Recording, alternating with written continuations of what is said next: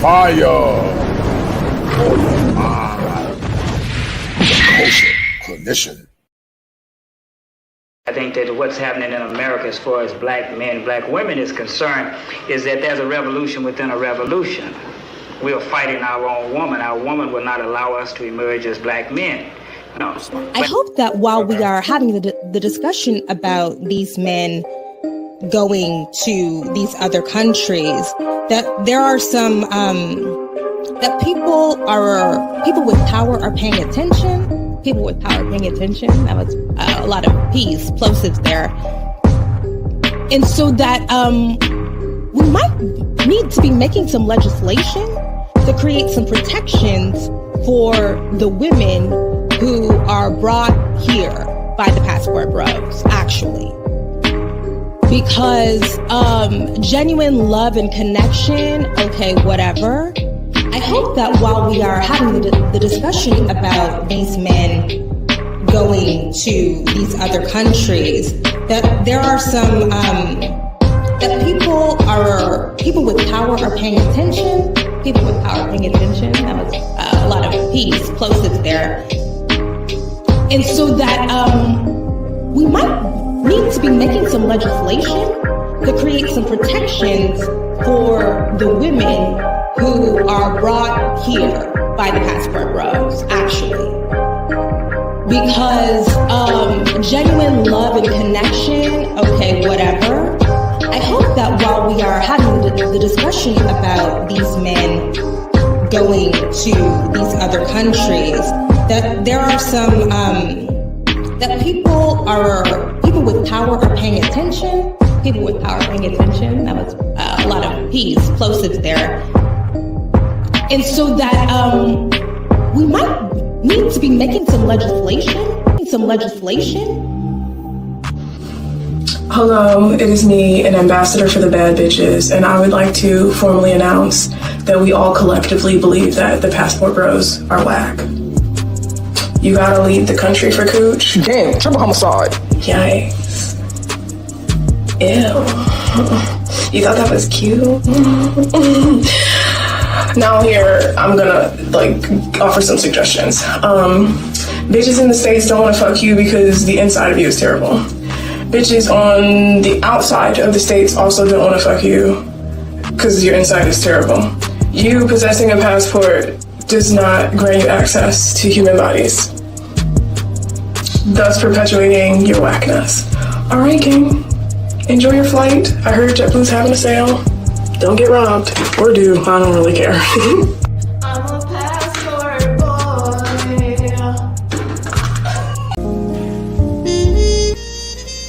Have you been distressed or perplexed? Emasculated. A book written by Edward Fields IV. Everything that needs to be known about men in modern time. Listen, men are not complex. They are misunderstood and unappreciated. Learn what men really feel, think, and desire. Also observe their struggle for acceptance, love, and belonging. A must-read for every man in this classic book by Edward Fields IV. Emasculated. Go get your copy now.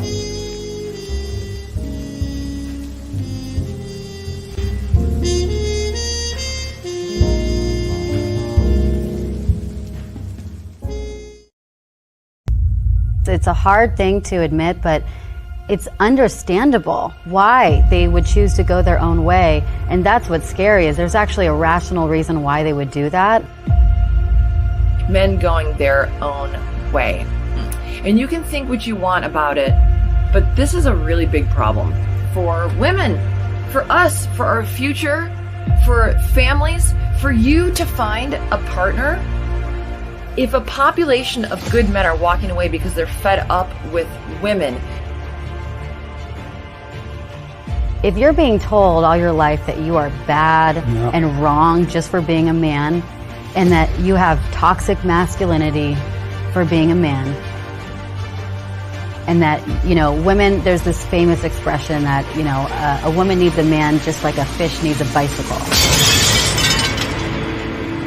And that men are basically useless. And that men are terrible, and that, women are superior. Our society is very callous towards men. The only message most men hear in the world is that they're a bumbling buffoon. The TV shows are full of idiot men. Commercials show men as buffoons. The society is against them. All they hear about is what idiots men are. It's the mass of women that are taking over the culture and representing women. They're loud. They're mean. They say they want equality. Why are they not protesting in the streets for the changing the laws for alimony or child support or child custody? Because they don't want equality. They want superiority. The male gender has more of a slave state, and it's because men are now subjugated to the law and to women, and nobody really believes it, except the men who go through, say, the court. But most men think that they're exempt from that until they end up in a bad situation.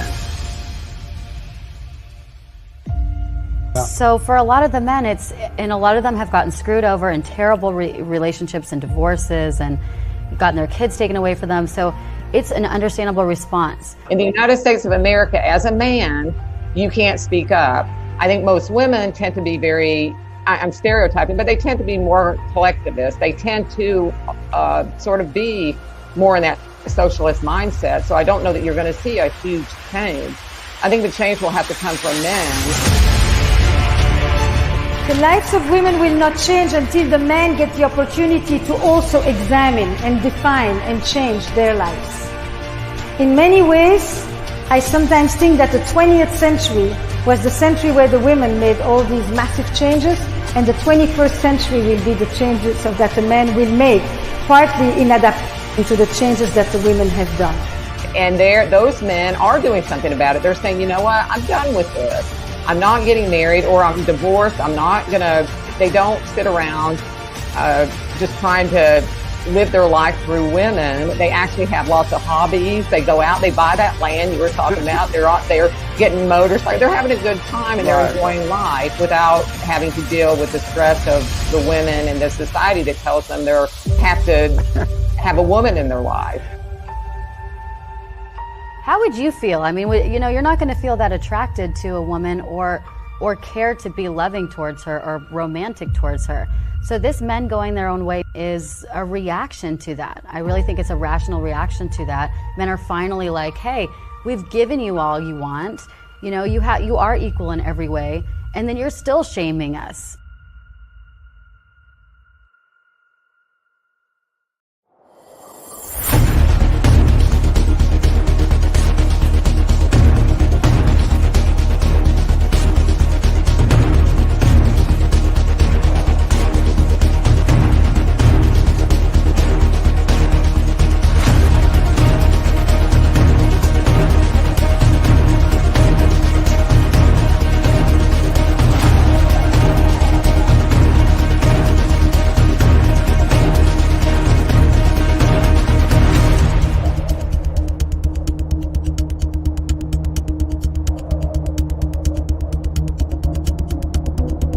Pain. I've been there, locked up inside my head, broken from fear, illusions, disappointment, and hopelessness. Who heard me in my silence, where being the man means nothing? Despair. I've been there too, desperately seeking answers for the questions associated with manhood, hills and valleys, too bleak to compare. Stress, suffering in a utility silo, no comfort, no security, no freedom, no justice, just do it for others. Challenges, who will help me break the challenges? Lost in the vortex of darkness, hopelessness, fear, and abandonment. I've been there too. I've been there too.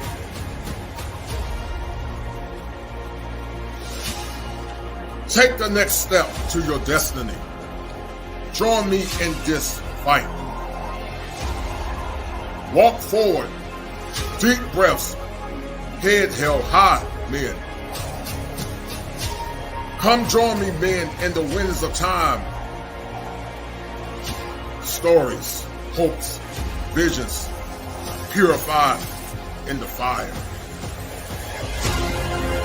I'm not a superhero, and I'm not the Reverend Knight.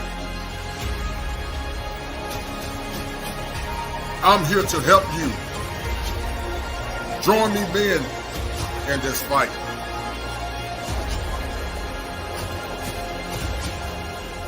Break the chains of your mind.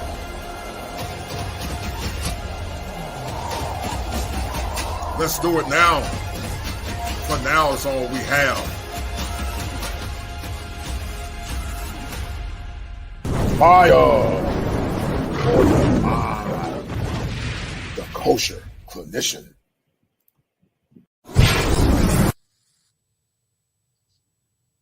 All right, guys, we're going to drop some fire for your mind on tonight. I got my friend Dallas Dee in the house as we break down the phenomena that's occurring as I created to do this show or decided to do this show based on the accuser of the brethren. The accuser of the brethren is synonymous to the wicked one or the evil one that goes before the court of the Most High to accuse the saints of malfeasance. But however, there have been a select group of women that have more or less been before the court of popular opinion in the courts without the land to accuse men, but especially good, noteworthy black men of distress, misogyny, and all types of negative idioms that can more or less cause distress to the psyche, mind, and also spirit. Sit back, relax, and enjoy this show as I bring it to you live from the greatest state in the union, the Tar Heel State. And I need you guys to understand this is Dallas Dee and I break down the impact of women and modern women on the psyche of men. If it ain't 7, it ain't kosher. If it ain't kosher, it ain't right. Let's do it.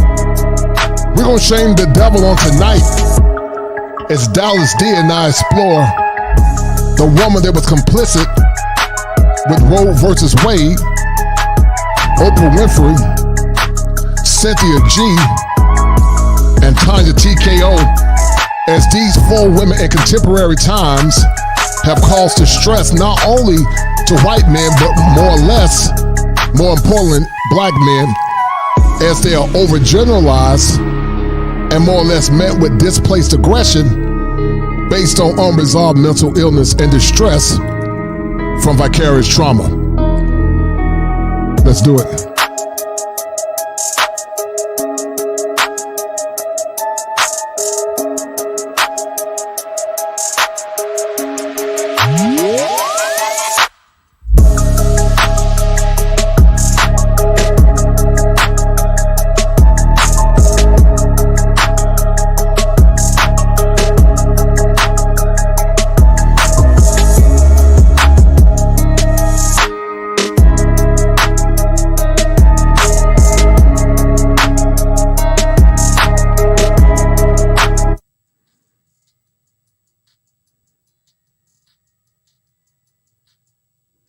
All right, I got my dear friend Dallas Dee in the house as we break down this phenomenon and more or less the issues associated with masculinity in a time where it appears that masculinity is under attack.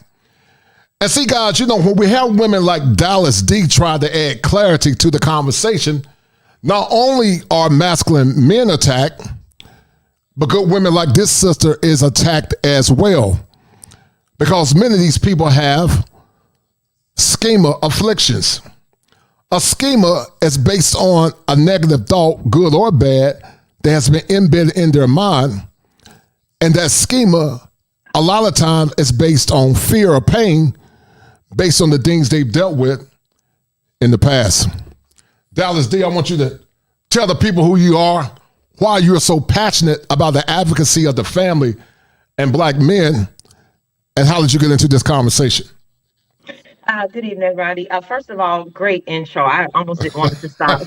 Great intro. Great intro. Oh, that's that Leo swag, Dallas Dee. That's that Fire. Leo swag. That's how we do it. Yeah. That Leo swag. Thank you, dear. The kosher clinician. But yeah, I'm Dallas Dee, and I'm just one of those women that's always paid attention to my surroundings. I grew up, I'm a military brat, so I grew up watching women from around the globe and our behaviors, and I've always been not just observant, but I've always acknowledged what it is that we do. I know women aren't the victims that we play on TV. And so as I got older and started watching a lot of things portray, I started watching a lot of my female so-called friends put their children's father on child support, who I knew were there for their kids. It was only because another woman came into the picture.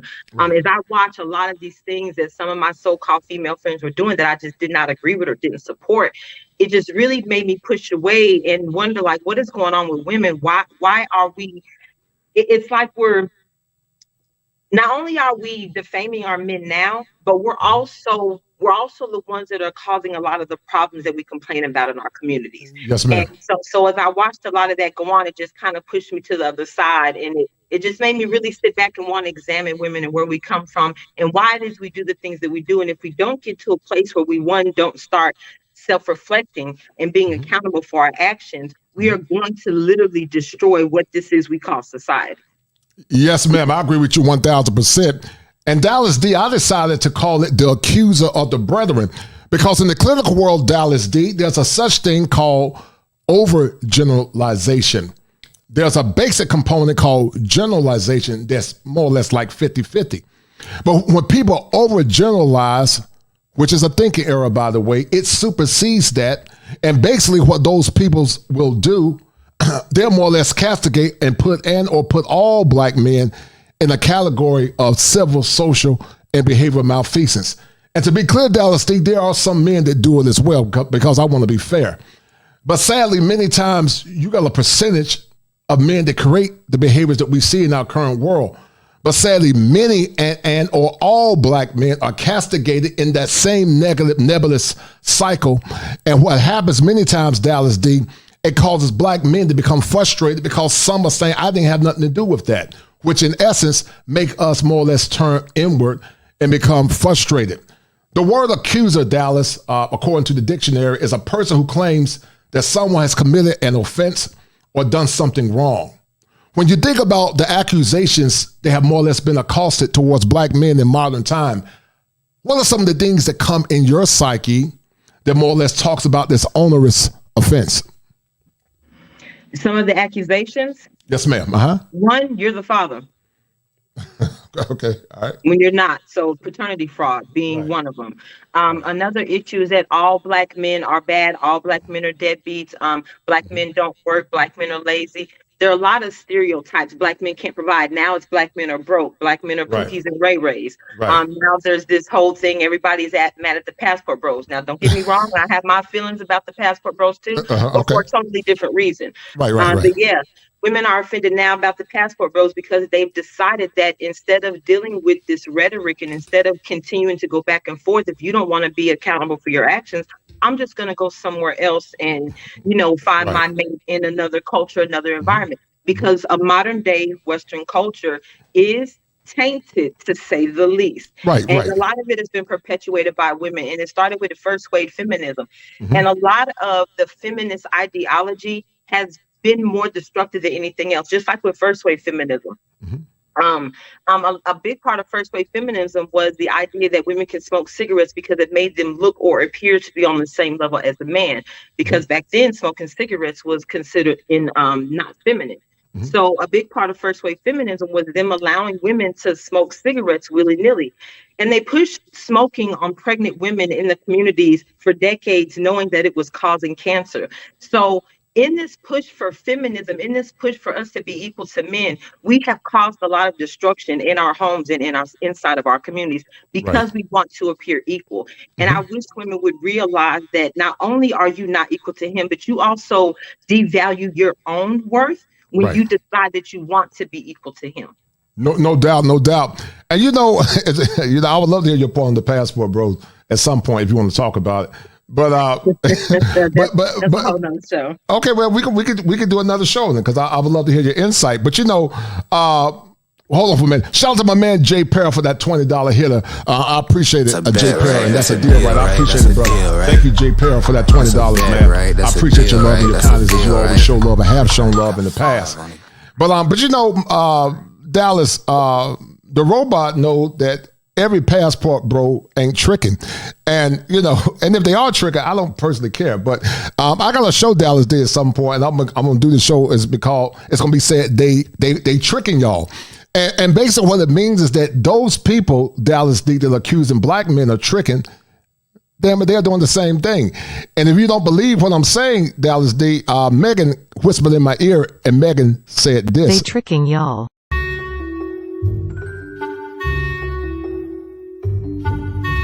They tricking y'all.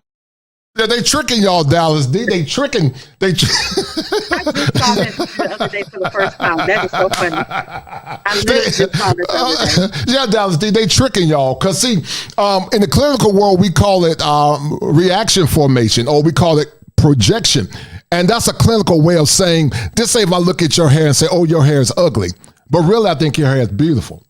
I'll say that, Dallas Dee, because that's my way of more or less trying to assuage my ego. That's why we call it ego defense mechanisms. A lot of people have fragile egos.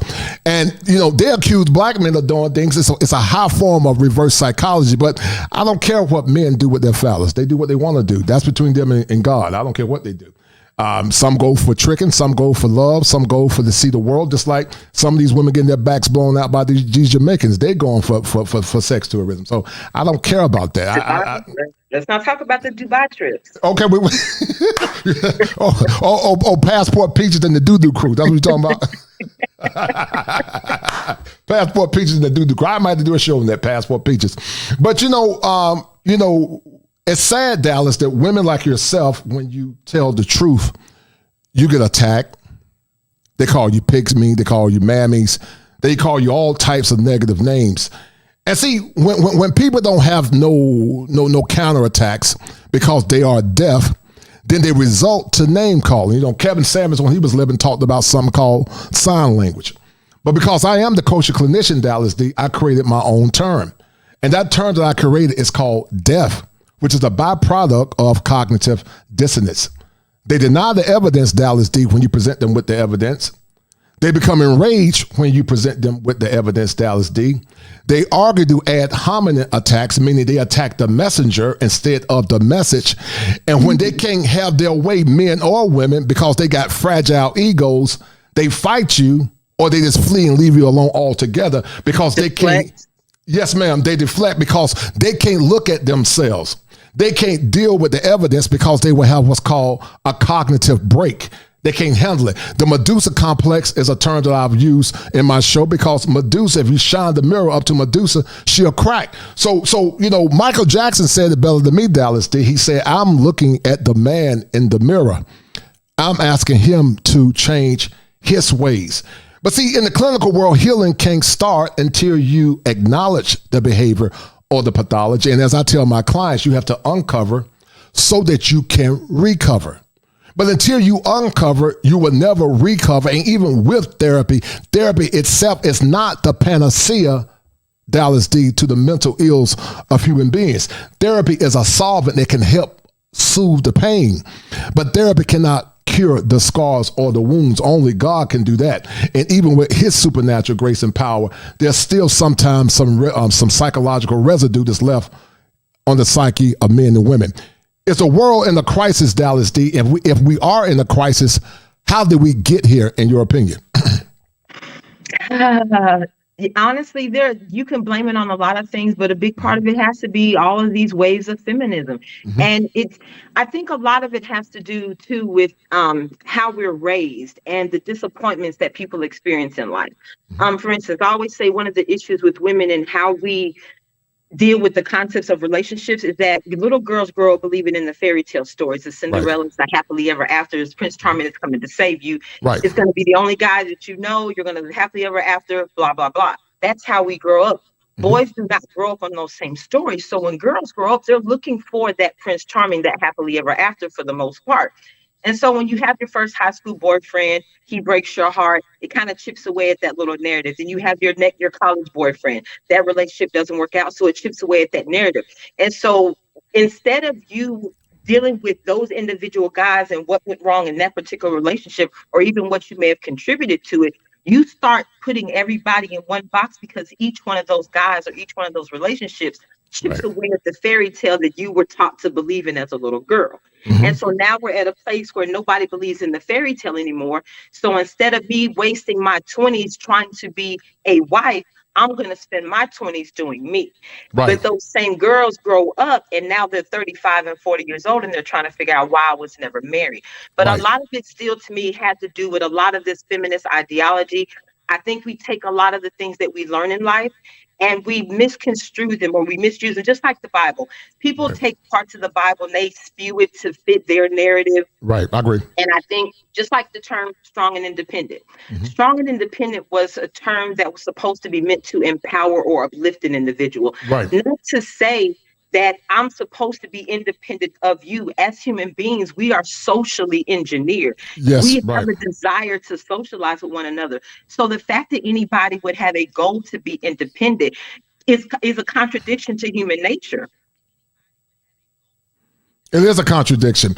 And what folks don't understand is this, Dallas. I did a show in the past and I said, Dallas, they were optimized to become synchronized. Men and women were optimized, meaning when men and women come together, they're fullness. God made human beings optimized that when men and women come together, and when they come together in their synchronicity, they become the better versions of themselves. But see, Dallas, the word independent and self-sufficient are actually the same thing. They're synonyms. But the problem with the word independent, it carries a connotation, if we're not careful, under the umbrella of rebellion. It's one thing to say I'm going to be soft and self-sufficient until I get my man. But it's another thing to say I'm going to be soft and interdependent when I get my man. And what women don't understand is that men and women are better together. But sadly, here in America, it's hard to find women that have traditional mores that they can more or less implement and utilize to have a strong and a healthy community. And, Dallas, because I am a pragmatist, it bothers me when some say save the community. Is there any saving, Dallas, of the community? And before you answer that question, I want to also show love to my man, Jay Para. Jay Para, because of your love offering, brother, you are the #1 sponsor of this stream. Thank you, brother.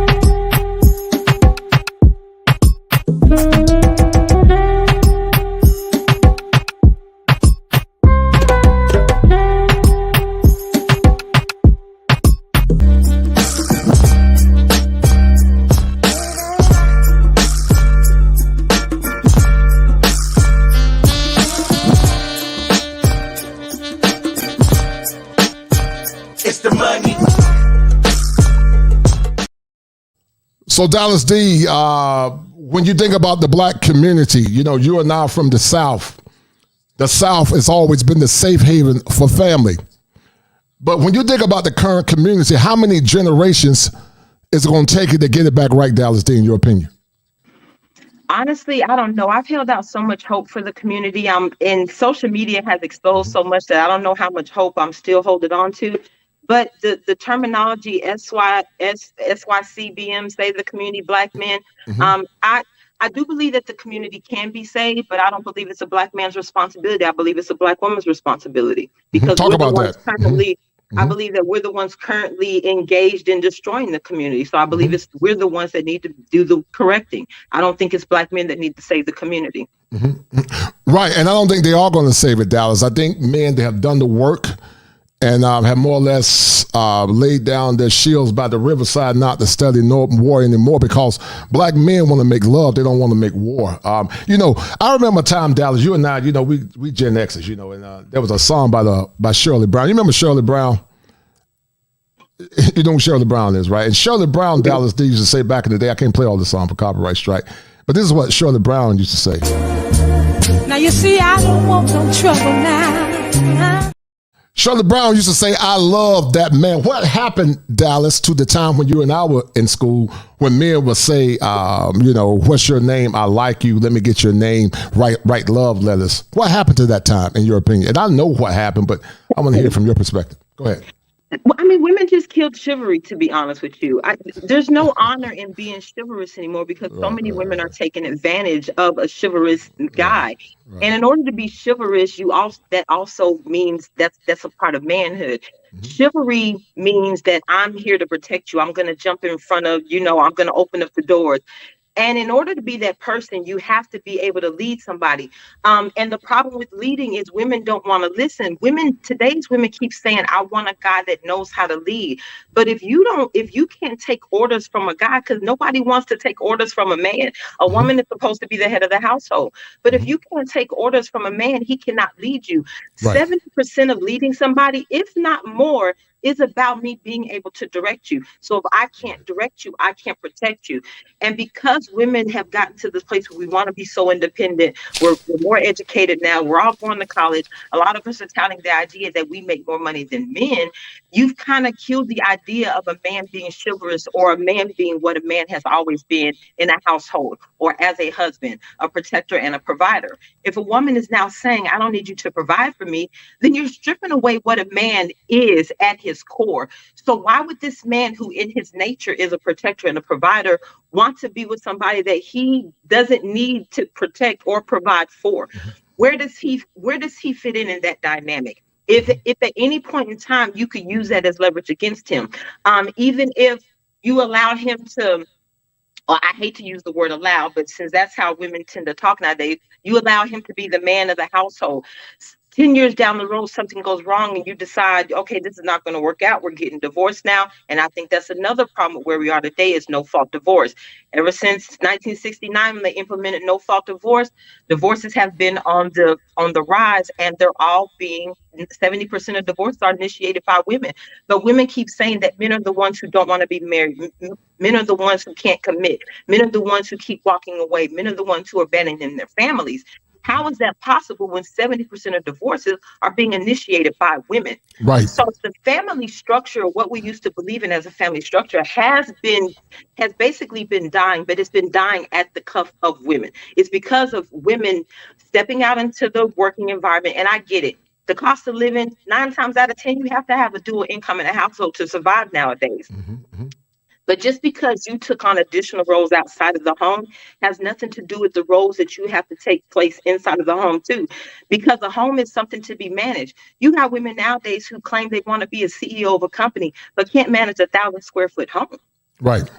If you can't manage a home, how do you expect to be a CEO? How are women supposed to be at the top of every list? How are women supposed to be walking in the same stride as a man, equal to a man, doing everything that a man does, when you can't manage the one area that you're supposed to perfect, the one area that's supposed to mean more to you than any other square foot on this planet is your home?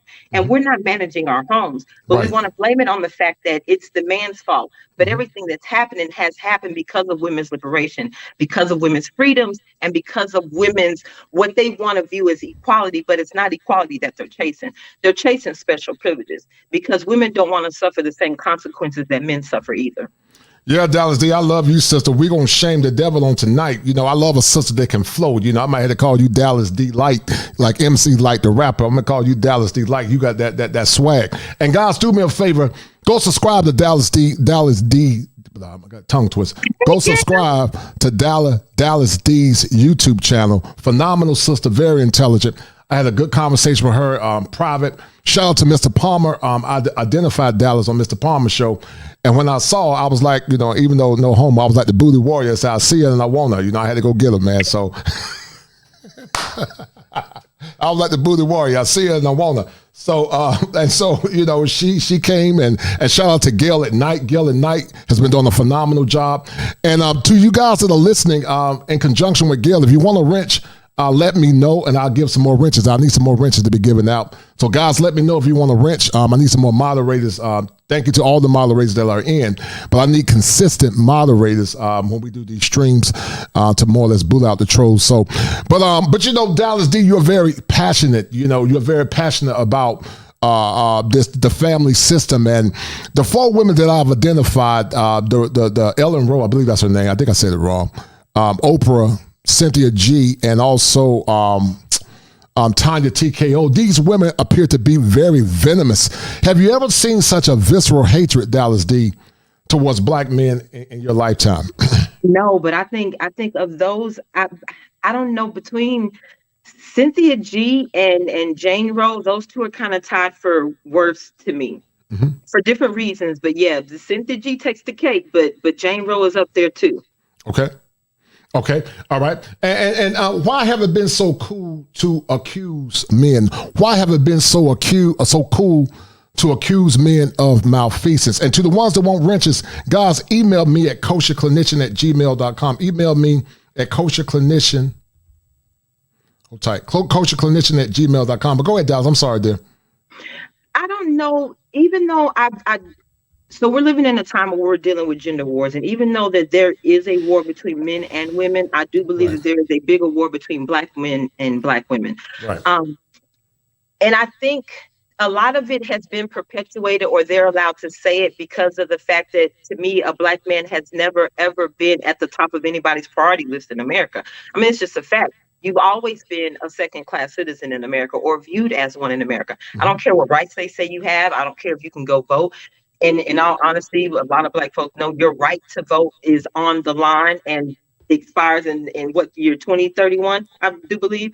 But yeah, so even with everything that we have been given, a black man has always been at the bottom of everybody's list. He's always been the most discriminated against. He's always been the least educated. He's always been viewed as the most, when you see poverty numbers, when you see anything that, just like when the pandemic happened, you know whose faces you saw when they were showing pictures of the monkeypox and all those other, it were black men and black boys.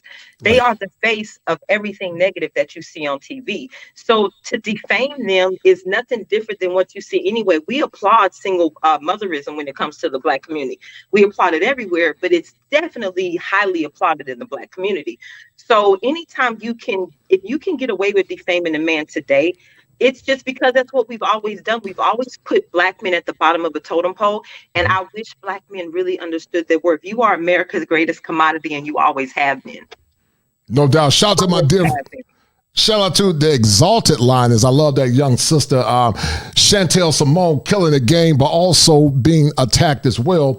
And it's sad, Dallas Dee, that when cerebral, logical black women that have more or less come together to talk about their struggles and their issues, they become attacked. But you ladies staying resilient, and because of you ladies, men have hope. Shout out to my dear friend Chantel Simone for the $4.99 super stick. She said supporting.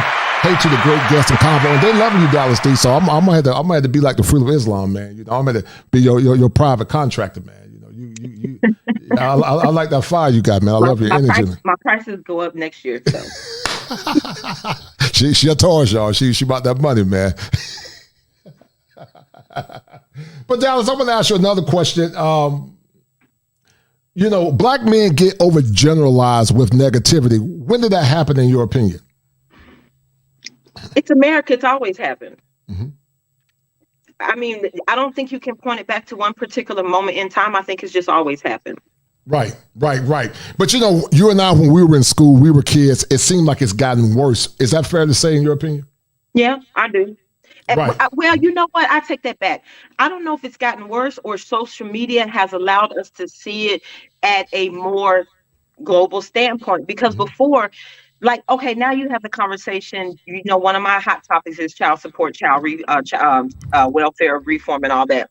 Right. So before, All of these stories were happening before. It's just that they were always one-off stories. You heard about a couple of stories in your neighborhood, or maybe you knew about a cousin or uncle that went through it.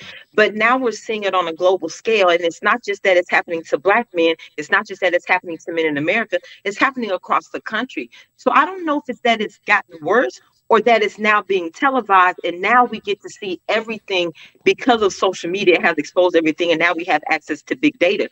Because what we're looking at now are the trends that have always been in existence. Right. The CDC, Department of Health and Human Services, DOJ, they've all been housing data on what single motherism looks like for the last 50 years. Right. We're just now getting access to it. So I don't know if it's gotten worse. I think it's now being televised.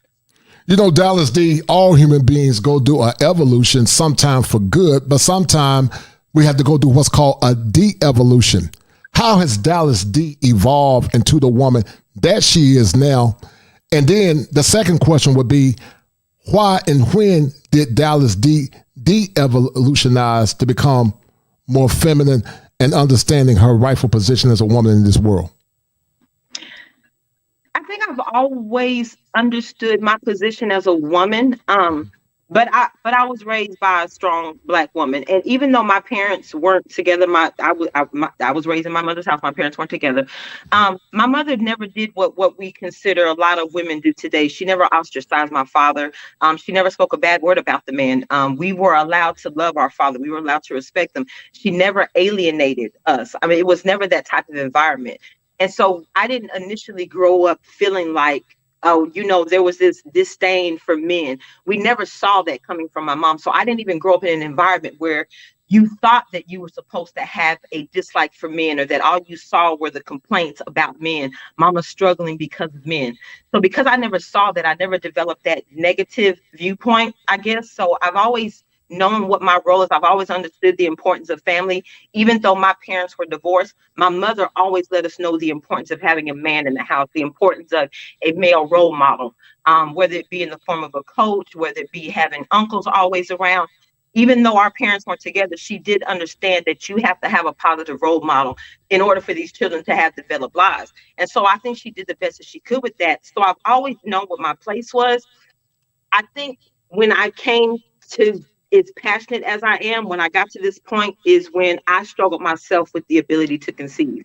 And I watched the women around me who had babies, who mistreated them, who abused them, who alienated them from their fathers. And I watched what it did to the community. I watched these children grow up and become products of their environment. So I think a lot of that drove it and watching male family members go through this child support system, watching male friends end up homeless because they're fighting child support, making sure that, they have access to the kids. And I think that's what drove a lot of my passion. Excellent response. Shout out to my man, Counselor MG, another therapist like myself. He said that true masculinity undermines the current system of femininity or feminism. Feminism supports the system. This is why masculinity, especially Black men, are under attack. I appreciate it, brother. Dallas Dee, what do you think about his response? What was that? My man, Counselor MG, said that true masculinity undermines the current system of femininity or feminism. True masculinity undermines the current system, femininity or feminism supported, and feminism supports the system. This is why masculinity, especially Black male masculinity, is under attack. I think that's how it's viewed, but I don't think it actually does. In order for you to say that masculinity will undermine anything, you have to only see masculinity, or you have to see Black men only in a negative light. And I don't see Black men in a negative light. So I think that's how it's viewed in America or across the country, or in this gender war that we're in, that it's viewed that if we allow men to have power, if we continue in a patriarchy, then all women are going to be doomed. Women are never going to be able to speak for themselves. And what's crazy is, while we're talking about all of these first wave and second wave feminism, women have always been educated. Women were working in the 1920s when they were acting like women didn't have rights to anything. Women have always had access to things. Don't get me wrong, it may not have been as much as men, but they have always had the access. There were women that were being educated decades and decades ago, before you were fighting for first wave feminism. So I think it's just that it's viewed that way because we have to protect women. So in order to protect women, you have to defame men. You have to label men as toxic in order to protect women. Because if you step out and decide to protect a man, that goes against everything that a woman is supposed to believe in, which is crazy to me because that's a contradiction in what they say they want. They say they want equality. So how can you be wanting to be above him when you're fighting for equality and every time he decides to speak up? And I think that's why women are taken aback so far right now, is because for the first time, we're actually seeing men speak up on these platforms, and we're not used to men having a voice. We're used to men toughing it up. Boys are raised to, hey, get up, don't cry, it's going to be all right. Bootstraps, get out there, dust your knees off. Our boys are raised to be tough. So we're not used to them expressing themselves. And now men are expressing themselves and women don't know how to deal with it. And one day I was listening to, I believe it was T. Hassan. I think he was doing a show with BGS, and they said something that and I never thought of it like this. They were saying the reason why there's no agenda for men is because if you think about history, men have always done everything for the community, either for their household, for their wives, for their children, for their families. They've never thought about themselves. Women are thinking about themselves, and that's why there's an agenda specifically for them. The LGBT community is thinking about themselves. That's why there's an agenda for them. Men have always thought about community. So how do we get to the place where the only group of people that only thought about everybody as a collective have become the worst individuals on the planet? So I think it's viewed like that to push this feminist agenda, but I don't think that it actually is. And you made some valid points. And also, Dallas, you're right. I agree with you 1,000,000%. But I've always said that she only respects power and strength. I believe there is a genetic predisposition, Dallas Dee, that more or less resides in the feminine code of all women. I'm 6'5", 6'6". You're very tall as well. But most women want a man that they can look up to. It's the illusion of power. And so, women only respect power and strength, and you are 1,000,000% correct. The fact that these platforms have allowed men to voice their grievances towards women in the West. And what many don't understand, Dallas Dee, is this. It's not just black men saying this. It's American men saying this. It's an all-out response to the mistreatment and the oppression that so many men are going through with unjust court systems, with men suffering in silence in mental health, because many times you don't find masculine male therapists. You don't find them. Men of them have a woke agenda. But I am a traditional heteronormative therapist. They believe in empowering all people. But I would never, Dallas, empower any group against the behest of black men in America, especially. While I have a passion for all men, my greatest love is for men of color and also other ethnic groups of men that have more or less been through and continue to go through mistreatment. Because here in America, like Michael Jackson said, they don't really care about us. What's your take on that? Well, I'm going to say something. I think part of that, the struggle that we're currently in, I think a lot of it is also generational, not just what we're currently going through or what media has perpetuated. And the reason why I think it's generational is because, especially when it comes to black men and black women, is what war has black men won? History is always written by the victors, correct? That's true. American history has been written by the victors. So if women follow power, what war have black men won? Because the Civil War wasn't our war. That's a way to look at it. That's a way to look at it. I would say the wars that we won the war. So we can look at it from a macro level. We can look at it from a meso level, or we can look at it from a micro level. It just depends on how you look at it. I would say that black men won many things because we overcame when the odds in the world was total against us. And there was a time, Dallas Dee, when our women understood that and they venerated black men and respected black men for that. But you can't win something with your hands behind your back. You're right.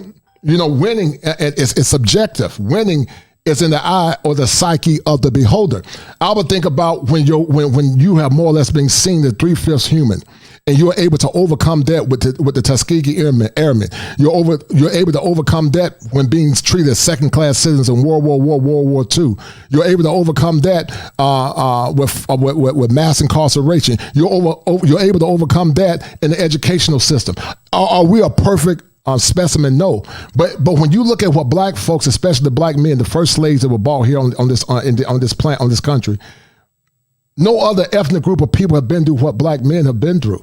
And so it's really a testament. It's almost like it's supernatural, to say the least, that we've got as far as we got. And once again, our women in the past understood that, and they celebrated our men for the struggles that they had. They were honored. All of them didn't.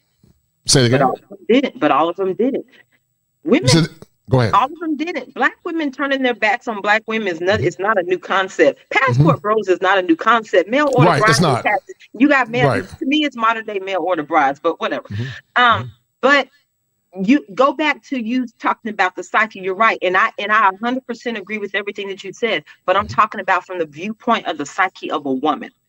From the psyche of a woman, if a woman practices hypergamy, then what she's looking for is her best opportunity for survival.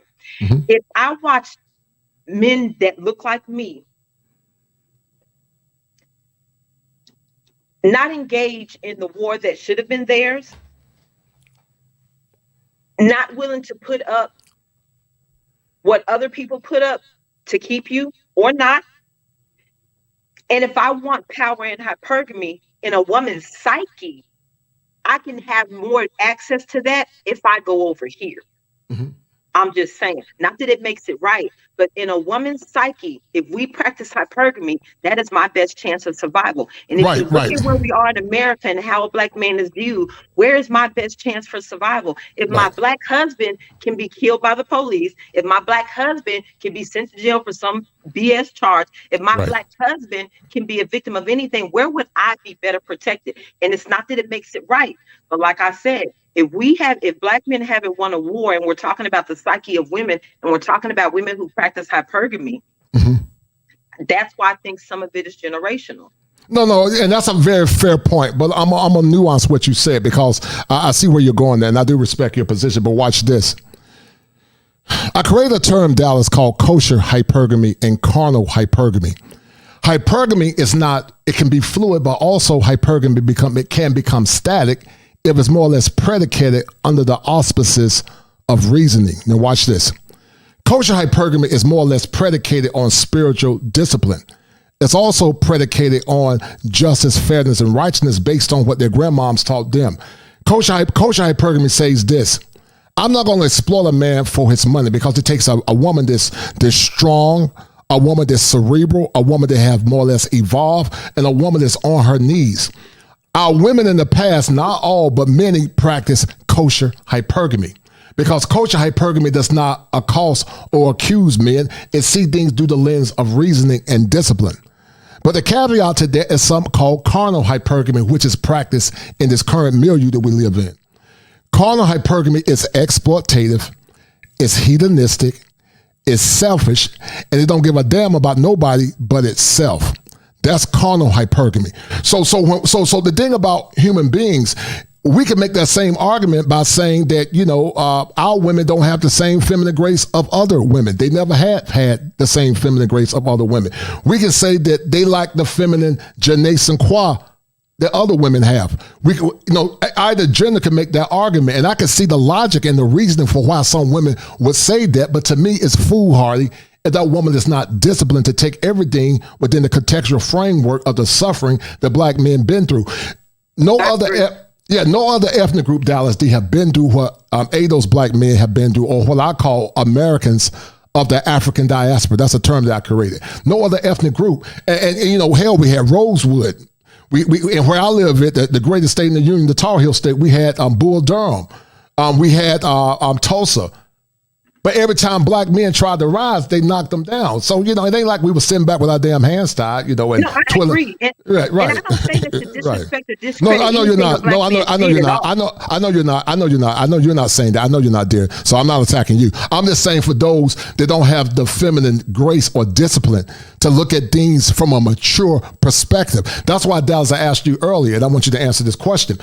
Dallas Dee evolved to become the passionate, cerebral woman that she is, but there were some things in your life where you had to de-evolve. Talk about the areas in your life, Dallas, where you had to de-evolve to become the woman that you are, because we all grow. Would you not agree with that? Ooh, now you put me on the spot. Oh, I'm gonna put you on the spot, Dallas. I'm gonna put you on the spot, We're sweetie. gonna have to circle back around to that one. All right, well, okay. Yeah, Well, let's circle back around to that. Well, let it marinate because I love your thinking. You know, you think like a dude, man. I love your logic. You know, you're a sister, but you got a little. I have one. I have Go one. ahead. When I had to devolve. I used to believe I used to subscribe to before it was a Me Too movement, the whole idea about you believe the allegations or women are the ultimate victims. Yes. I devolved from that ideology because I was watching a female that I knew, and I watched somebody. Okay, at one point in time, there was a situation where she was hospitalized, brought her to my home to escape. They don't know where you live. You know, everything is going to be all good. A couple months later, I come home one day and the guy who put her in the hospital is in my home. I'm like, well, hey, wait a minute. If I'm protecting you from this individual, what is he doing in my home? Because first of all, the fact that I know you two get physical, what if you had gotten physical in my house and you broke some of my stuff? First of all, I don't play that. And not only that, later on, I watched the antagonizing that came from this particular woman. And I watched a lot of the things that she did. I watched you always initially hitting. And it made me realize that by the time you do get hit, some of you, I stopped looking at the gender lines when it came to men hitting women. Do I believe a man should openly hit his woman first? Absolutely not. Men overpower women. But in self-defense, any individual is entitled to defend themselves against anybody. We were raised to defend ourselves against threats. My mother didn't teach us to defend ourselves against black threats or white threats, male threats or female threats, human threats or animal threats. We were just taught to defend ourselves against threats. So as I watched women hit, berate, do all the finger jabbing in your face, blocking doorways, won't let people leave when they're trying to exit a bad situation.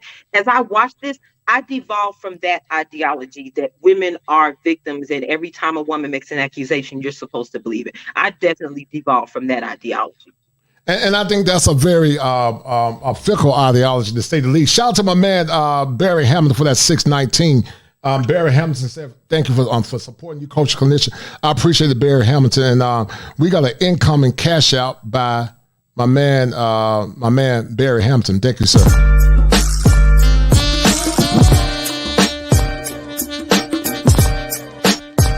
It's the money.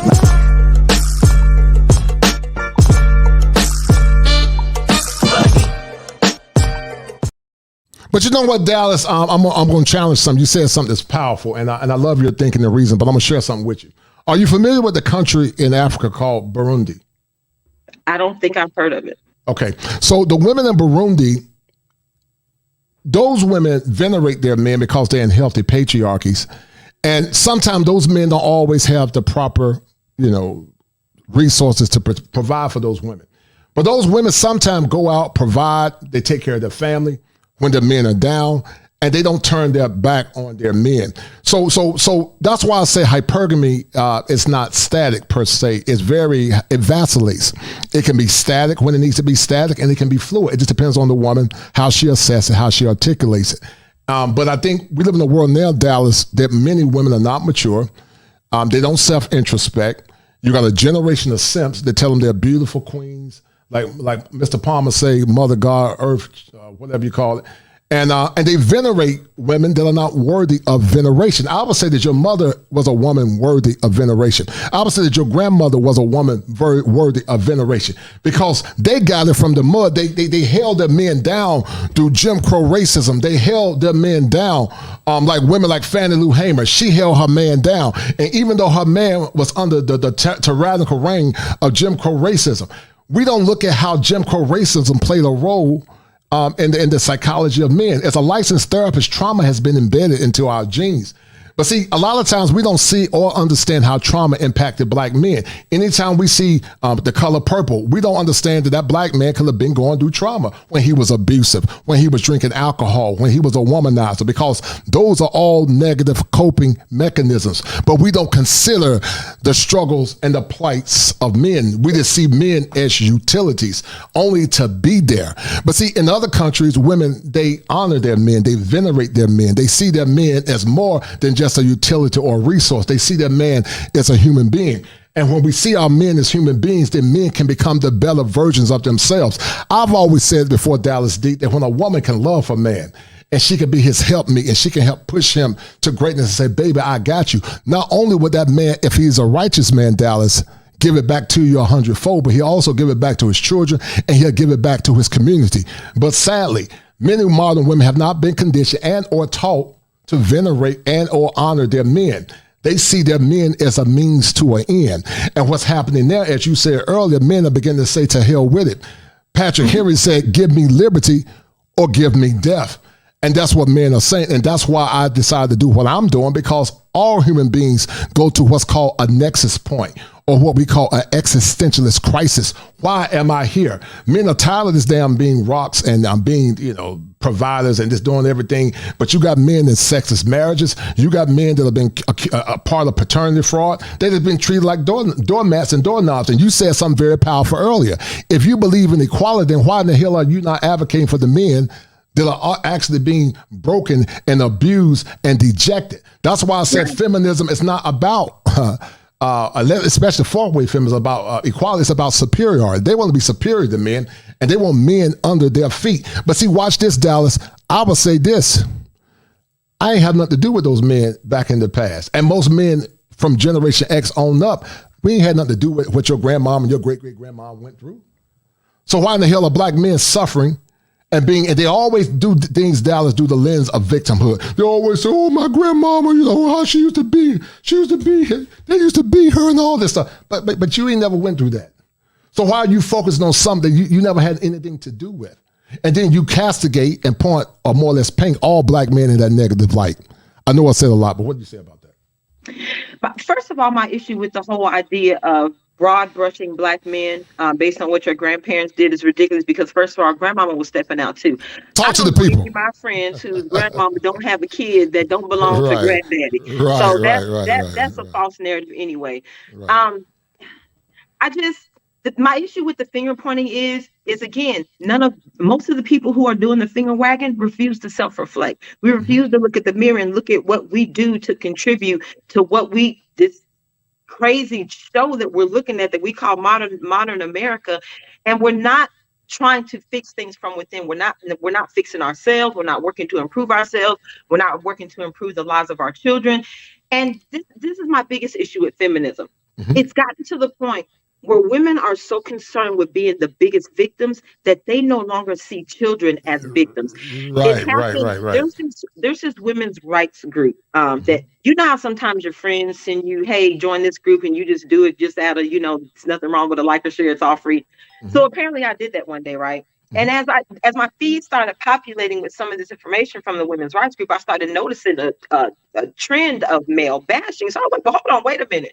So this is not about you guys advocating for rights. This is about you sitting up here actually defaming men. Right. So one day they actually put a post up, and the posting was, every woman has a horror story about a man. Right. And it's a back and forth conversation, and someone says, no, they don't. And they said, yes, they do. Trust me, every woman does. I simply responded back and said, that's true. But every man also has a horror story about a woman. Right. The first thing I got, they said automatically, well, I don't understand where you get that from. No man has a horror story about a woman, or if they do, it's rare.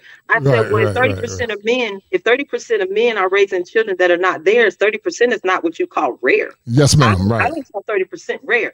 Right. Every single woman in that chat completely negated the fact that I mentioned anything about paternity fraud and what those children go through. Right. All they saw was the guy. Oh, well, he's not afraid of that woman. That woman is not physically hitting him, but you failed to see the child that's also a victim of paternity fraud. And I said, so then the attacks came on men. Well, you know that 90% of homicide cases, the perpetrators are men. I said, well, first of all, what does that have to do with this posting when the majority of those victims are in fact male too? That has nothing to do with this posting. So why do we automatically go to men are the biggest perpetrators on the planet when it comes to homicide? I said, but since you want to talk about homicide, let's talk about abortion numbers. Right. Oh, all of a sudden everybody wants to get quiet. Hold tight, man. We don't have to get the foot of Islam to protect Dallas Dee, because what she's saying is right. Keep talking, sister, because you're talking logic. Go ahead. Yeah, and so I'm like, you got to sit up. If you actually looking at abortion, I said, just like filicide. I said, now, when it comes to filicide, 46% of filicide cases comes from mom. 46%. That is astounding that 46% of women are responsible for filicide. So then I said, but what's even crazier about that number is that abortion is not included in those numbers. Imagine Imagine if they included abortion numbers. You guys will probably be 97% of filicide cases. But you want me to sit up here and paint you as a victim. I said, but every last one of you jumped on the attack of men, them being perpetrated, and not one of you said a damn thing about these kids. Right. Because they are solipsistic, meaning they cannot see anything, Dallas Dee, outside of themselves. And that's why I said, Dallas Dee, the difference between, women are going to be women, whether you're in Brazil, whether you're in Africa, whether you're in Sierra Leone, wherever, a woman going to be a woman. But every woman is not culture. Every woman is not spiritual. Every woman is not disciplined. Every woman is not evolved. There are women, and then there are females. And I think there's a difference between the two. And you know, a woman is a woman, a person that's evolved. She's evolved. She knows what her shortcomings are. She self-reflects. She's willing to take accountability. She knows she can be vulnerable to her emotions. That's why I said, Dallas, until a woman can discipline her emotions to honor and respect her man, she's not ready for the office of wife. Being a wife means you have to be disciplined. You have to discipline your emotions. And that takes self-introspection. That takes a high level of critical thinking and intuitiveness. But you got a lot of lazy intellectuals now, and you got so many men that empower or embolden their women to emasculate them that they're continuing to traverse through the BS they're dealing with. I keep telling men, you know, you create the woman that you don't like. Because see, Dallas, I'll tell any woman, you know, you can either respect me or you can, excuse my language, take your ass on. I don't tolerate disrespect from men or women. I'm the kind of person I will confront you because see, I don't tap dance pussyfoot. I'm very direct. I'm the kind of person I won't say nothing. I'll wipe back. I'll sit back and just explore things. But when things reaches a crescendo, Dallas, see, people take my kindness for. I'm very smart. I worked in law enforcement. I know BS when I see it, but I don't say anything. I just wait, watch, and listen. And so when I see BS, eventually I'm going to call you out on your BS, and you get in your feelings. I personally don't care. I don't care about your feelings. I care about my boundaries. And when you disrespect my boundaries and my values, then you gotta go. I don't see no man above my boundaries and my value system. And that's where I had to evolve. I had to de-evolve from always giving people the benefit of the doubt to evolve to become who I am, Dallas Dee, as it relates to setting clear and consistent boundaries with my expectations, because I'm a firm believer that people will do to you what you allow them to do. And I tell my clients in therapy, you have to set boundaries in relationships. Shout out to my man, Ray Johnson, for that $20 hitter. And Ray Johnson said, he did deposit in the Cash App. And Ray Johnson, you and my man, Jay Para, you guys are the number one sponsors of this stream. Thank you, brother.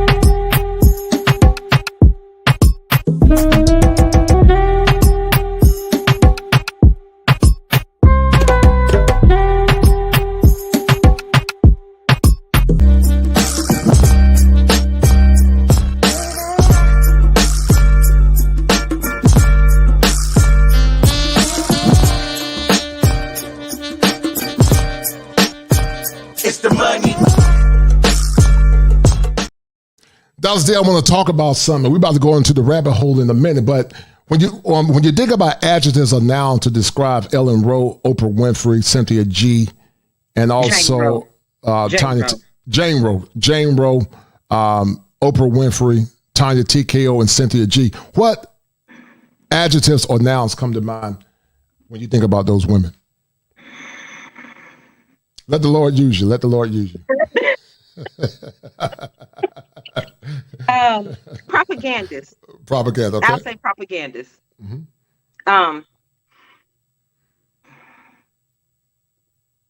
Yeah, I'll just stick with propagandist. Okay, all four. But I think that pretty much encompass. Yeah, all four. Yeah, all four are propagandists. All four. Okay, all right. Guys, do me a favor. As Dallas Dee and I about to go into the rabbit hole, the robot just sent me a text and he said, "Tell them Negroes to get them likes up." Guys, get the likes up.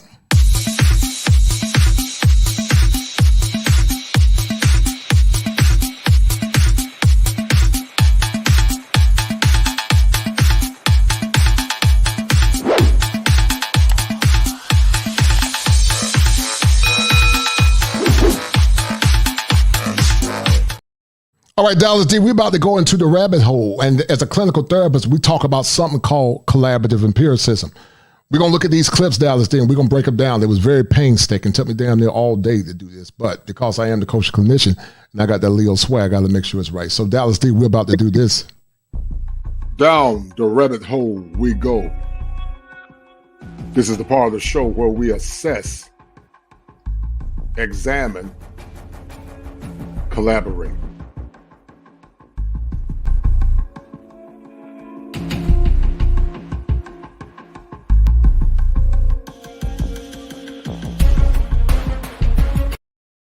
All right, we're going to assess, examine, and collaborate, Dallas Dee. And you're not going to break this thing down because there have been a lot of vitriol here lately towards black men in general, the overgeneralization of black men, and the mental emasculation and the deriding of black men in the media. So let's break this thing down and let's talk about What's happening in America as far as black men, black women is concerned is that there's a revolution within a revolution.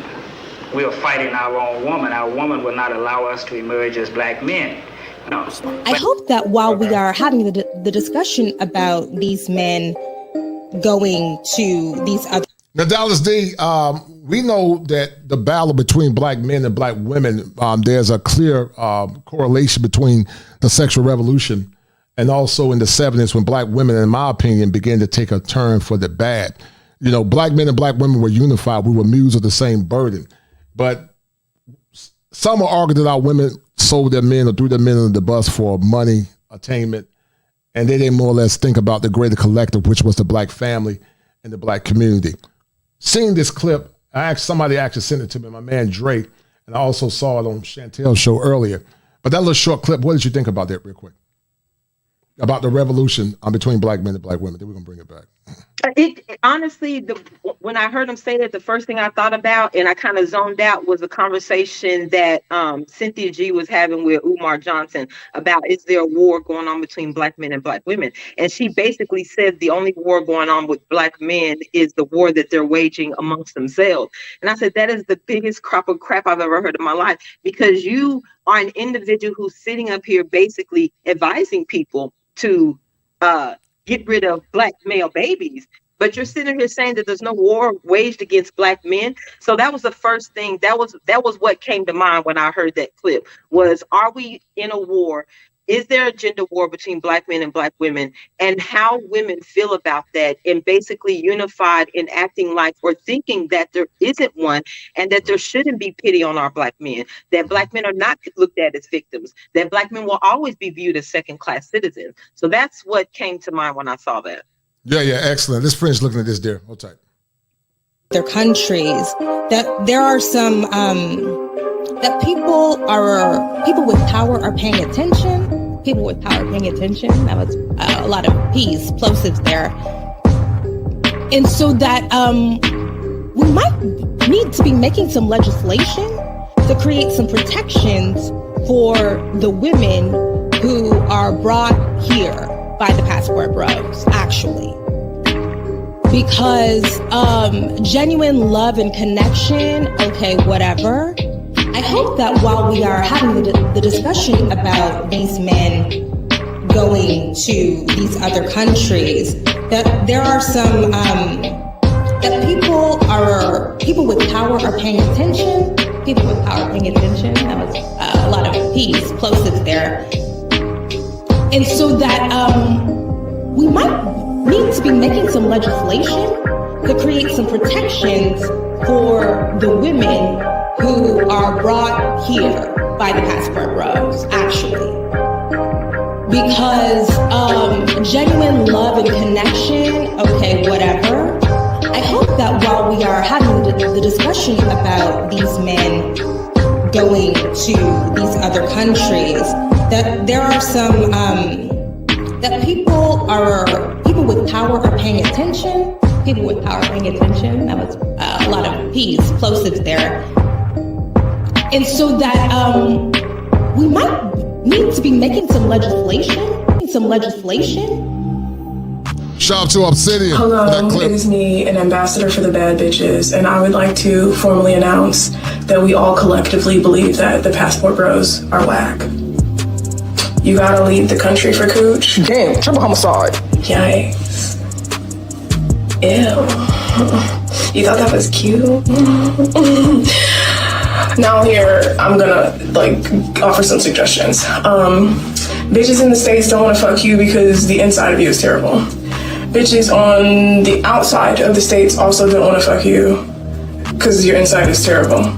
You possessing a passport does not grant you access to human bodies, thus perpetuating your whackness. All right, King. Enjoy your flight. I heard JetBlue's having a sale.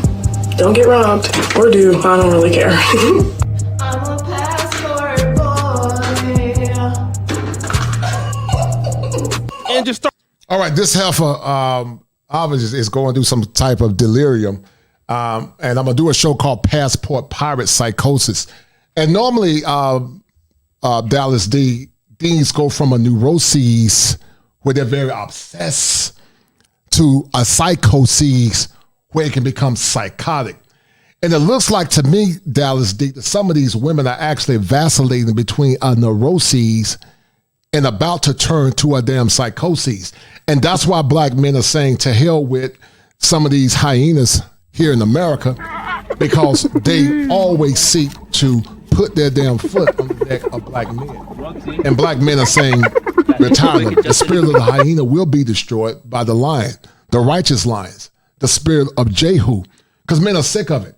They're sick of these women. They don't want them, like my man back in the day said back then, Mike Jones said back then, she didn't want me. Now that I'm hot, they're all on me. And shout out to Obsidian Mamiya Network for that clip. Shout out to Obsidian. I told him I was going to use it for the research. But he did a masterful job breaking this thing down. When you look at the visceral hate, they're talking about using legislation against black men, which in essence is accosting black men. Now watch this, because I'm about to drop some fire for your mind. So I want you to take some notes. Fire shock the world for your mind. Too many people don't know about RAT psychology. RAT psychology is another acronym, or RATS psychology is another acronym that I created because I am the kosher clinician. And RAT psychology, or RATS, stand for this, Dallas Dee. They want resources. They want attention. They want your time. And they want security and settlement for sex that they gave to Raekwon, Man, and damn Day for free. It's rat psychology. They want black men, all men, to be like damn rats. And I'm going to keep it real with you, because, see, watch this, Dallas Dee, because, I'm going to drop some fire for your mind. This is what happens when some of these modern women deal with black men, or just men in general in America. They actually put them in a Ferris wheel, and many times, if I can find the clip, I can't even find the clip. They're just like rats. What's your take on that? I agree.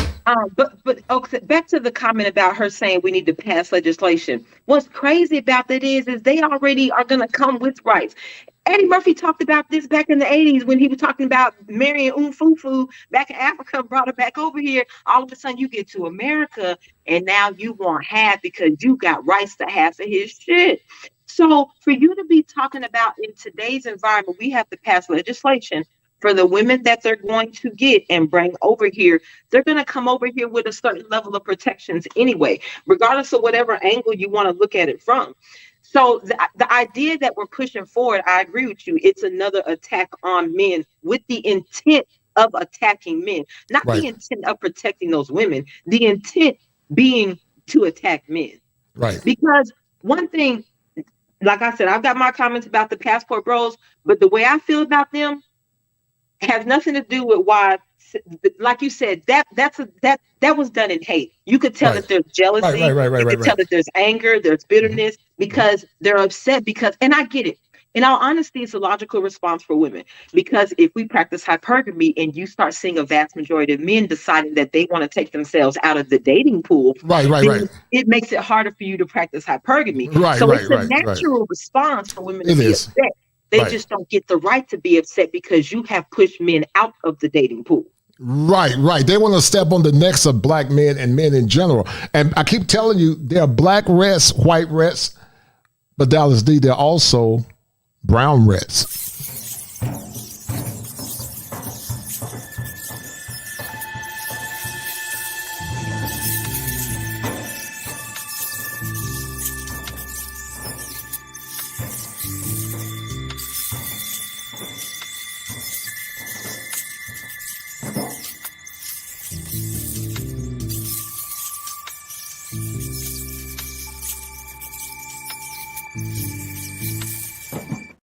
Oh yeah, I'm gonna kill these damn acronyms. They won't. It's rat psychology, and my job, Dallas. She over there laughing.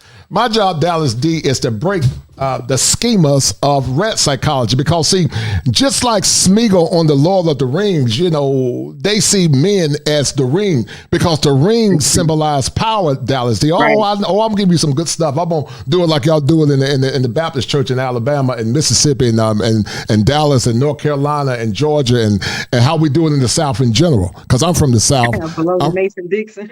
Below the Mason-Dixon. But this is what happens, Dallas Dee, because see, a lot of women, Dallas Dee, what I tell men is that they can't fake for long. See, you know, the soft girl movement, the soft girl era more or less promulgated the phenomenon that women were soft and virtuous and demure. But this is what happens, Dallas Dee, once they get settled in and they get that ring.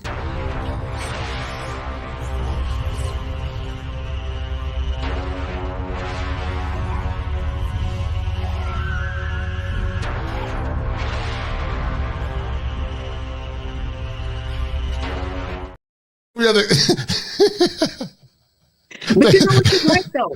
They can't fake it for long, Dallas. They can't fake it, right? Yeah, I think that's a bigger issue. I think women want to be married. They don't want to be wives, and that's a problem. You want the status that comes with being married. You want to be able to say you're married on an application. You want to be able to say you're married in front. It's a stunt in front of your girlfriends to be married. And I think too many women want to be married and not enough want to be wives. And I think that's a big part of the problem.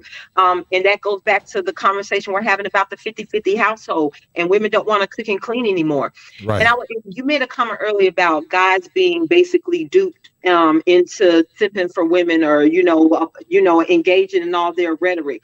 And I had to tell a guy that we were talking about the 50-50 conversation and about how women decide that they don't want to clean because now they use the excuse. So before, when there was traditional households and men went out and work and women tend to the home, of course, a woman is naturally going to do all the cooking and cleaning because she's at home all day long.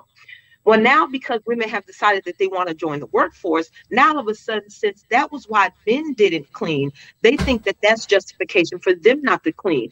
But it had nothing to do with why men didn't clean. You cleaned because you were home all day long and had the ability to keep the house clean, or you were probably the one messing it up because you were home all day long. Right. So now they've developed this ideology that work is associated to not having to clean the house. So there was this guy that came out and he was basically in support, feeling like that he should step up since his wife works. He needs to step up and do 50% of the cooking and the cleaning. And I said, you know what? I said, that is crazy ideology. I said, don't get me wrong. I don't frown on any spouse, whether it be the man or the woman, helping the other spouse in the house. A house is supposed to be a collective. You're supposed to operate like a unit.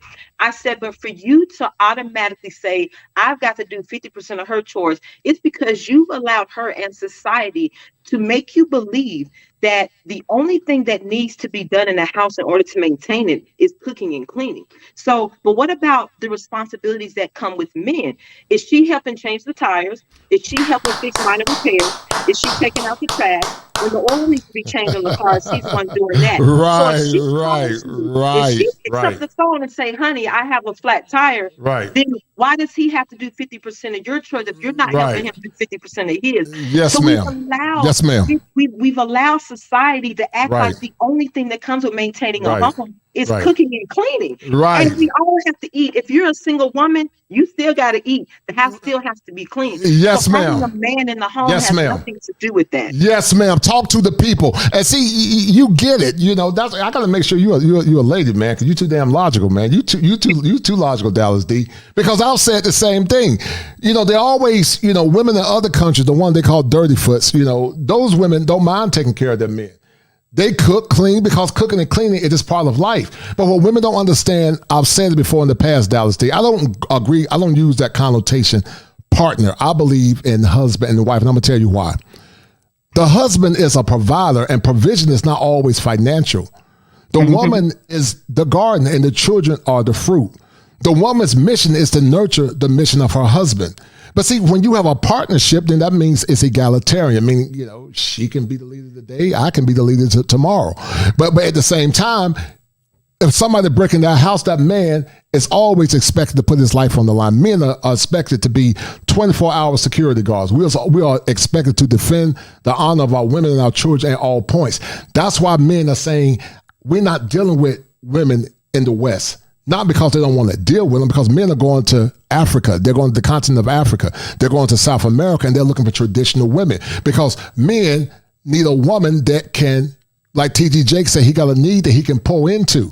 But if she's trying to operate his ship and tell him how to run his damn ship, then she can't be my woman. I'm not going to be in no relationship when a woman thinks she's going to damn tell me what to do. My ego's too big, one, and I'm too dominant. Because I'm the kind of person, I hurt your feelings. You know, I don't say nothing at first, but try me. I'm like damn Bruno Mars. Don't believe me, just watch. You know, I give people enough rope to hang themselves. And, you know, women need to understand that the economy is getting crazy, Dallas. And some of these women are going to be singing that damn song by Patti LaBelle on my own. They're going to be by themselves because masculine men are not going to put up with that BS.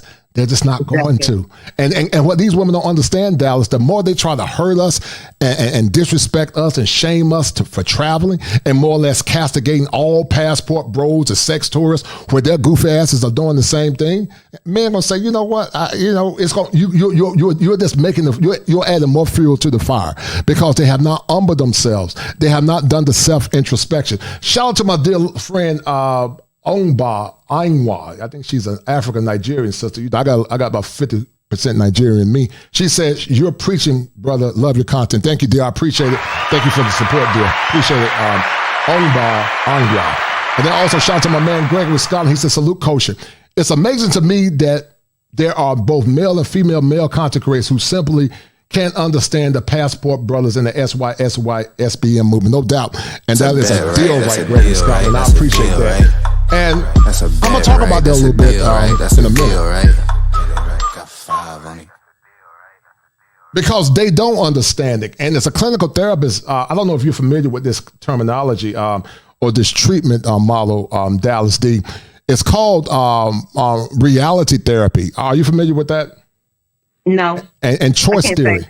Right. So choice theory is predicated by Dr. William Glasser. I always use Dr. Glasser's model. And it's predicated off 5 correlating principles. 1 is power, 1 is fun, 1 is freedom, 1 is belonging, and 1 is survival. When men don't have power, when men don't have fun, when men don't have freedom, when men don't have belonging, and when men cannot survive because of the aversive nature of this current gynocratic order that we live in, then men say, you know what, I got to check out. Because, see, needs drive behaviors. Mm-hmm. Choice theory is predicated on reality therapy. Reality therapy is a treatment model that says, if I can't get my needs met, then I'm going to act out. So what you're seeing now is based on a cause and effect response. Because men have not been venerated, because men have not been respected, because men have been overgeneralized, because women continue to believe in the victim mindset, and they always blame all men, then men are saying the hell with it. But instead of them changing, they still damn blaming. And what they don't understand is that men gonna say, you know what, enough is enough. And they're checking out because men are saying, what am I getting with the modern woman? Now, you know, I'm not getting nobody wholesome. They don't know how to cook. They don't want to cook. They hard-headed as hell. They don't want to work out. You know, you got to take care of Raekwon and Day babies. You know, right. Don't get sex. Let me tell you something, Dallas. I know men right now in practice. And I know a man right now haven't had sex with his wife in 9 years, but he's still damn paying bills. I know men that get sex sometime. Excuse my language. I wish the hell a woman would try that with me. Hey, I hear you. Your ass would be gone. I would never tolerate that. I don't give a damn who it is. You put me on ice for a whole month, your ass might be gone. Or I'm gonna do me until I get rid of you. I stand on that. I don't understand sexless marriages. Especially if you consider the fact that we don't engage in arranged marriages. So you chose this person. You said yes to this person just to be in a sexless marriage. I'm like, I don't understand why is it that you can't keep your hands off your husband? Right. I used to work with a guy. One of those situations where they had their kids, and it's like after they had their kids, it's like the bedroom activity was cut off. His youngest child was like 11 years old. And so he was a guy that was always angry at work, always, you know, had his little underwears in a bunch. And I get it. You're sexually frustrated. And so his wife was the one that always had the headache. So one day I actually told him, I said, you know what? I said, if I were you, before you go home today, I need you to stop by CVS and pick up a bottle of Tylenol. And he said, for what? I said, when you walk in the door, don't say anything. Just hand your wife 2 Tylenols and give her a glass of water. And he said, for what? I said, she's going to say the same thing and say it's for your headache. When she says, I don't have a headache, because you caught off guard because you don't have a headache, say, okay, well, since you don't have a headache, let's meet in the bedroom. What's going to be the next level of excuse after that? But I never understood it. This was a woman that didn't have to work. She was an at-home wife. At-home wife, right. At-home wife, did not cook. They always ate at her mother's house for dinner. Her mother was a traditional woman. So they ate at her house for dinner when she cooked for the grandfather. So, but this is a guy who's working, taking care of a wife, taking care of 2 kids. She never had to work. And this guy is living in a whole entire sexless marriage. I said, I don't know how you do it. I promise you. I would tell my wife, you're either going to put out or you're going to get out. Oh, talk to the people. I'm sorry. That's just how I feel. How do you get engaged in a relationship? You volunteered for that.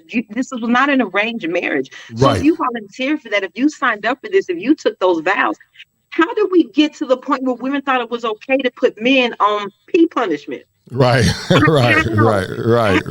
all, I'm not going to punish myself like that. To think that it's punishment for him is like, I'm not understanding how we got to this point. Why do you want to be in that type of relationship? Why do you want to come home every day to a guy that you're not sexually attracted to? Why do you think that, or even if you were at one point and maybe something happened, because a lot of women love to say, oh, well, you know, he cheated and I've lost the trust. My thing about that is this. I understand how that could dig at some trust issues. I get it. But that all depends too. If he was honest about it from the jump, and it really is not a trust issue, it's more so just an infidelity issue. Y'all need to get around the trust crap. But if you decide to stay, you can't keep using that as an excuse not to be intimate with your husband. Right. You can use it as an excuse. You know what the thing that befuddles me, Dallas? Some of these women say they love the law, not the Lord. You know, in the South, we say we love the law. They say they love the law, you know, but the gospel is consistent with sex and sexuality. It says, wives, render unto your husbands or to one another the due benevolence. And it said that the only time you should refrain from sex if you're fasting and praying. And then it says, hurry up and come back together unless the devil come in between that relationship. I remember the great late Bishop Charles E. Williams from Philadelphia. He used to say, while you sitting up saying you got a headache, woman, Jezebel's going to get your husband. And so I don't feel bad when these goofy women don't protect their husband, because what women don't understand is that the protection of a man is protecting his mind. I said with Chantel Simone in the past, when you protect his 6, he'll protect your 6. But see, women want the protection of a man as it relates to physicality, but men need the protection of a woman as it relates to his mind. Teddy said it better than me, Dallas Dee, back in the day. He said, all I need is peace of mind. He said, it's hard to find. He was saying that back in the damn 70s. Right. That's what I say. You're supposed to be peace at home. Especially if you look throughout history, you cannot sit up here and say that a black man has not gone through extreme amounts of trauma in America. Extreme amounts of trauma. Yes, ma'am. To have a black man come home to you and the first thing he hears is the constant nagging. Don't get me wrong. There may be some things that we need to have a conversation about, but it's the way we converse. It's like we don't talk with our significant others. We talk at them and we talk to them. We berate, we belittle, we holler, we scream, we shout, we do all of these things. And we fail to have conversations with one another. And in those conversations, we get stuck in our feelings and we don't see things from a reasonable standpoint. And it gets to a place where we start driving these wedges between each other. But I just don't understand that you're supposed to be his peace. I believe that peace is supposed to be maintained in the home.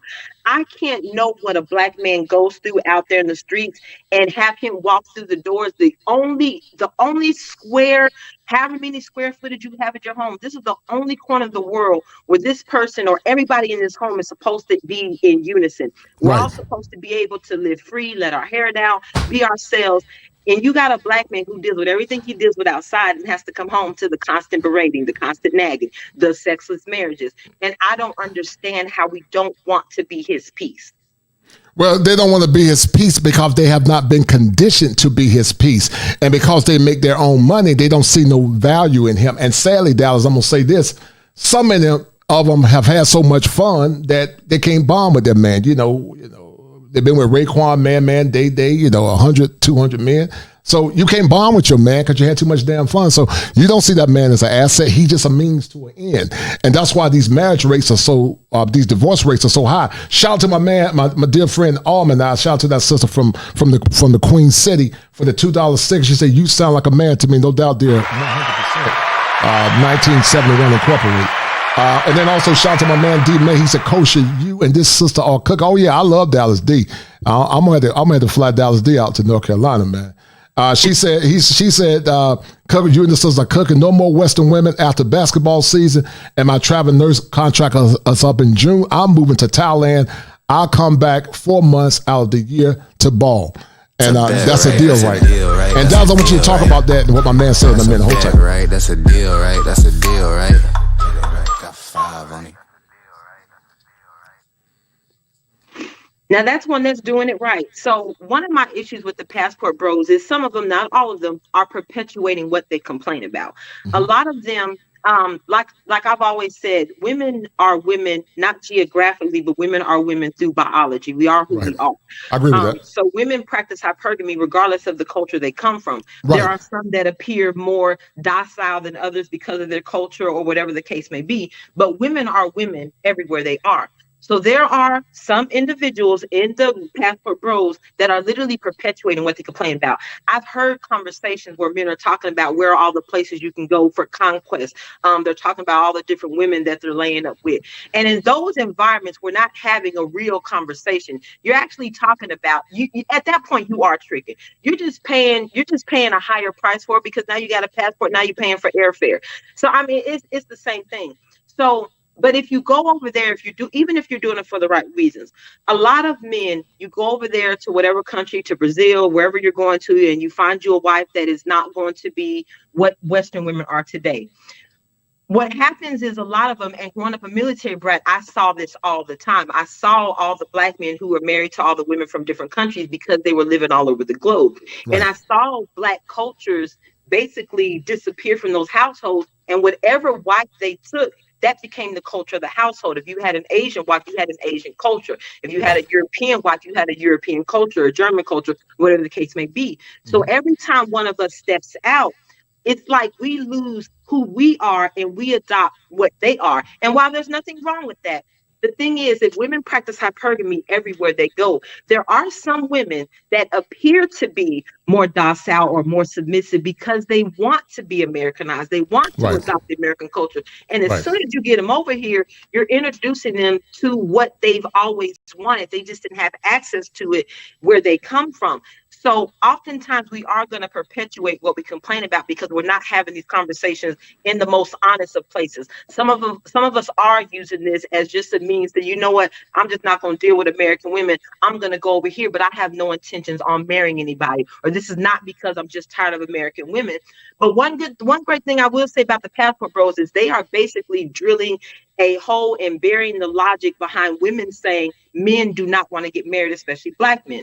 There's a huge stereotype that black men do not want to get married. One thing I will say about the passport bros is they are basically putting that lie to rest, because a lot of these men are going over there finding wives. They want to be married. They want to be married, don't want to be, exactly. They just don't want to deal with you and your modern ideology. Yes, so that is one great thing I will always say about them is it proves that black men still want to be married. They still believe in some traditional values. So I love that about the passport bro.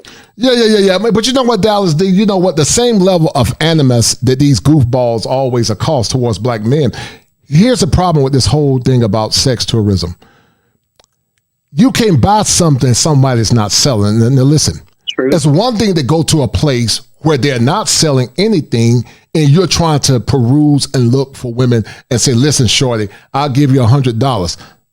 But what they don't understand, when these goofballs do the lens of victimhood, say, oh, they're taking advantage of these poor women. Listen, no, they're not. No, them women got game. Them women sometimes make American men become licks. They make gringos, white and black, become licks. I always tell men, if you're a simp here in America, you'll be a simp abroad, because women universally are the same. Mm-hmm. The only difference in those countries is that it's the value system, the lost value system that Crimson Cure talks about, but it's the value system. We have a lost value system here in America, but women are women.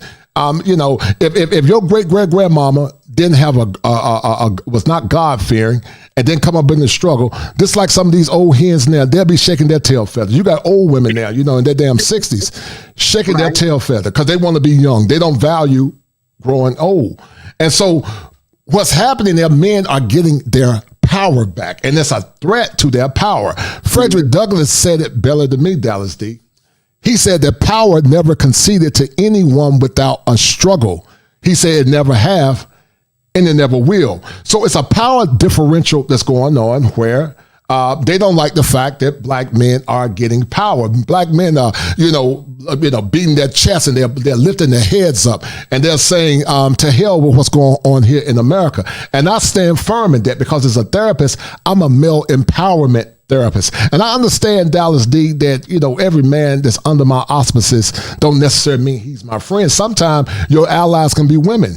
Because sometimes these men, especially the ones that are damn simps, they're worse than the women. Because I expect women to be emotional and be volatile by nature, but I don't expect men to be that way. But sadly, because so many have been raised in single parent homes where they can't think logically, their feelings, Dallas Dee, supersede their ability to see things through reason. And you got some of these goofy men, I call them what do I call them? I call them simp surfers, just like, on the internet you surf, but they are simp surfers, Dallas Dee. They go across the internet causing confusion, Dallas Dee. And many times they say this.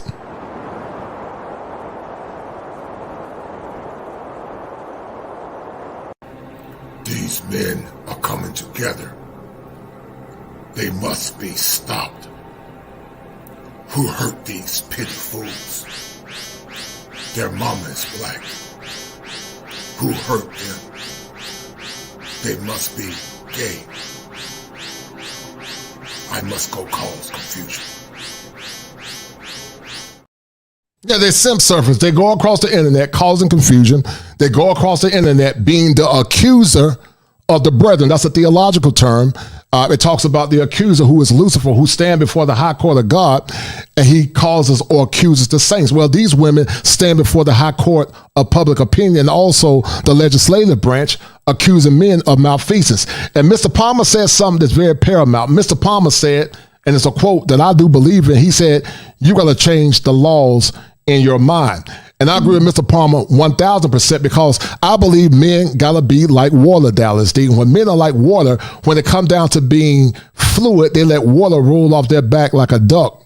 Like water rolls off a duck's back. But when it comes down to power, they're like pressure. So men, Dallas Dee, and this is last clip, we're gonna get back into it, they gotta be like water.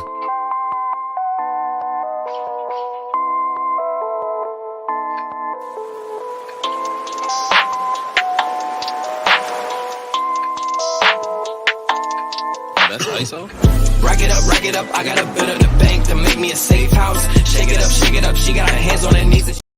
They got to be like water. They got to have mental kung fu.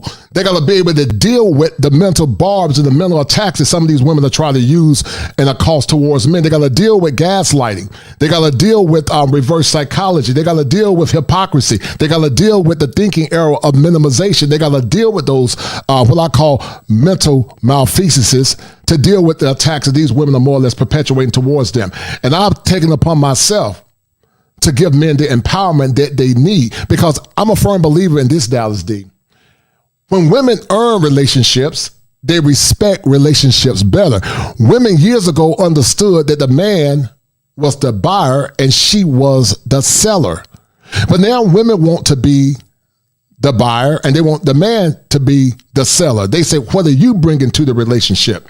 And that's crazy as hell in my opinion. If you're going to be my wife, you got to tell me what you're going to add to my kingdom. If you can add to my kingdom, then watch this. I'm going to give you the world. Oh yeah, I'm going to cast the world before your feet. I'm going to love you. I'm going to take care of you. And I'll die for you if I have to.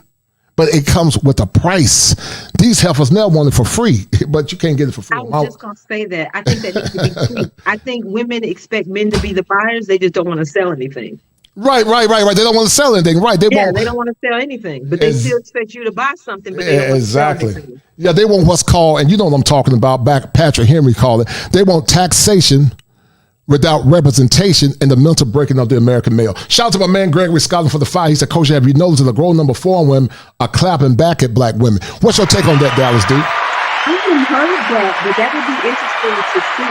But I haven't heard that though. Yeah, they clap. I just know it's a lot of black women that are upset. And don't get me wrong, like I said, it's a natural response because women practice hypergamy. I just don't think most of them get the right to complain because you perpetuated it. You're part of the reason why they have developed an exit plan. It's sad. As a black woman, I hate to see it, but I understand why they feel the way they feel. My only advice to the passport bros is be careful. As somebody who's traveled their whole lives and has been to multiple continents and multiple countries, if you've gotten your passport for the first time in your life and you're 40 years old and you haven't finagled around the laws in America, just be careful. That's all I'm gonna say. No doubt. I agree with that. But you know, one of the things I hate though, Dallas Dee, is this. I think American black men are the only group of men in general where the women try to tell men how to be men. Now listen, you can't go to the continent of Africa telling men how to be men because you'll get your feelings hurt and you might lose your life. Talk to me. You can't go to the continent of South America and tell men how to be damn men. You might lose your life. You can't go to Asia telling men how to damn be men. Men do what they want to do. Boys do what they can do. Men don't listen to no women. You can give us advice, but men do what the hell they want to do. I wish a woman would tell me how to be a man. She'll get her feelings hurt because masculine men don't listen to women. I mean, we take your advice and, you know, okay, babe, you give me some wise counsel, but at the end of the day, I'm gonna guide this damn ship. Now, just sit back and watch me shine. That's all you got to do. You sit back in the cut, and I'm gonna drive this ship, and I'm gonna take us to the promised land. And you know, it takes a good man to realize when he's wrong. I'm not the type of man to say my woman might be superior in the area. Say if you was my woman and I knew you were good in the area, I said, baby, go ahead, handle that. You got it, Dallas. Mm-hmm. I don't know how to do it. You better than me. But at the same time, your responsibility, even if you are better, and I might say, well, you know what, Dallas, I don't agree with that right now, so we're gonna try something different. But you might say, but no, we ain't gonna do that right now. Okay, I got you. And so you just sit back, even if I'm wrong, I'll take the fall for it if I mess up. You see my point? So what you're doing, you're submitting and respecting me because you're under my mission as a woman. And when you do that in a consistent manner, then guess what? We both win. Because you're not underlining my masculinity. And what women don't understand when they become a cheerleader to a man, when she learned to become his cheerleader, his confidant, his lover, his eyes, then that man can feel healthy and whole. But see, men now, Dallas, are coming home, you know, they mad, they frustrated, they got low testosterone, you know, they can't protect their women because this is what's happening.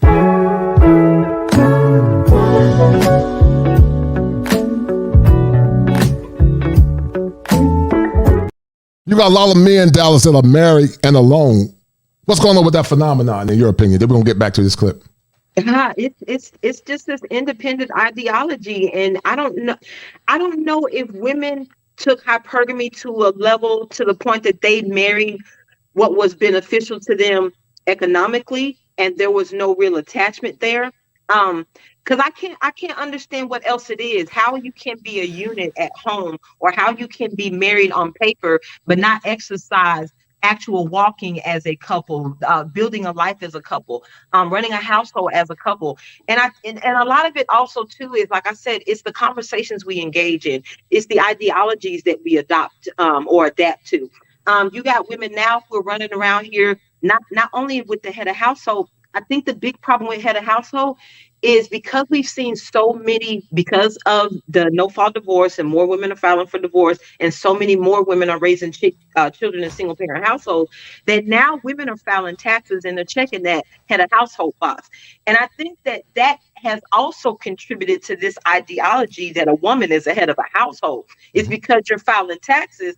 But that's the only time that finances have anything to do with head of household. Like you said, it's not just about providing when it comes to finances. Being a household, or being a man in the house, or being the head of the household is also about accountability. It's about making the decisions that are going to benefit the household. And most women do not accept accountability. Like you said, if we're married and we're having a conversation and you want to go left and I want to go right, and I decide that my input has value just like you feel like your input has value, if we decide to go my way and everything goes awry, 9 times out of 10, a woman is going to point a finger at somebody else when it comes to fault. More men are more willing to accept the fault and try to pick themselves up. They don't fall into this idea of victimhood and remain in those low moments. So being a head of household doesn't just have to have anything to do with money. But I think because so many women are checking the head of household box on their when they file their taxes, I think they have a lot to do with the ideology in America. That you have been conditioned to believe, because you've been checking that box for the last 15 years, that you're the head of household. And that's the only time head of household has anything to do with finances on income tax forms. No, I totally agree. And Dee said the female feels incomplete without the man. Many do. So let me qualify what I'm saying when I say whole. That's a good point, Dee. Men are whole in their own singularity, true. But under the theological context, they become one. So when I'm talking, there's a wholeness in singularity, but there also is a wholeness in unity, like the triune Godhead. So I look at the wholeness from that perspective. Men are whole by themselves. Adam was whole without Eve. But when they became one flesh, they became one in their unison and as a couple. Have you seen relationships, Dallas, and then I'm going to get back because I want to make sure we get to these clips. Have you seen relationships in the past when that man died, that woman fell apart? Hold tight. Shout out to my man, Passport OG. He said U.S. family laws are more dangerous than women overseas. I agree with that 1,000%. Me and Dallas going to get into that. But Dallas, have you seen situations where in the past, when that man died, that woman came apart? Yes, I have. And that's unfortunate too. And I think that goes back to the independent versus self-sufficient conversation. I think we all should be self-sufficient as individuals. Every adult should be able to feed themselves. Every adult should be able to run life as an adult. Right. But like I said, as human beings, we're conditioned to socialize. It's part of one of the things that we desire, right, is social connections with each other. So I don't even know how I want to say this. Yeah, let me come back to that. Okay. Let me come back to that one. all right, dear. All right, no problem, Dallas. All right, let's get into it, dear. Let's get into it. Then we're going to break this hyena down. And Dallas Dee gave me some great intel. She gave me some great intel on Cynthia G.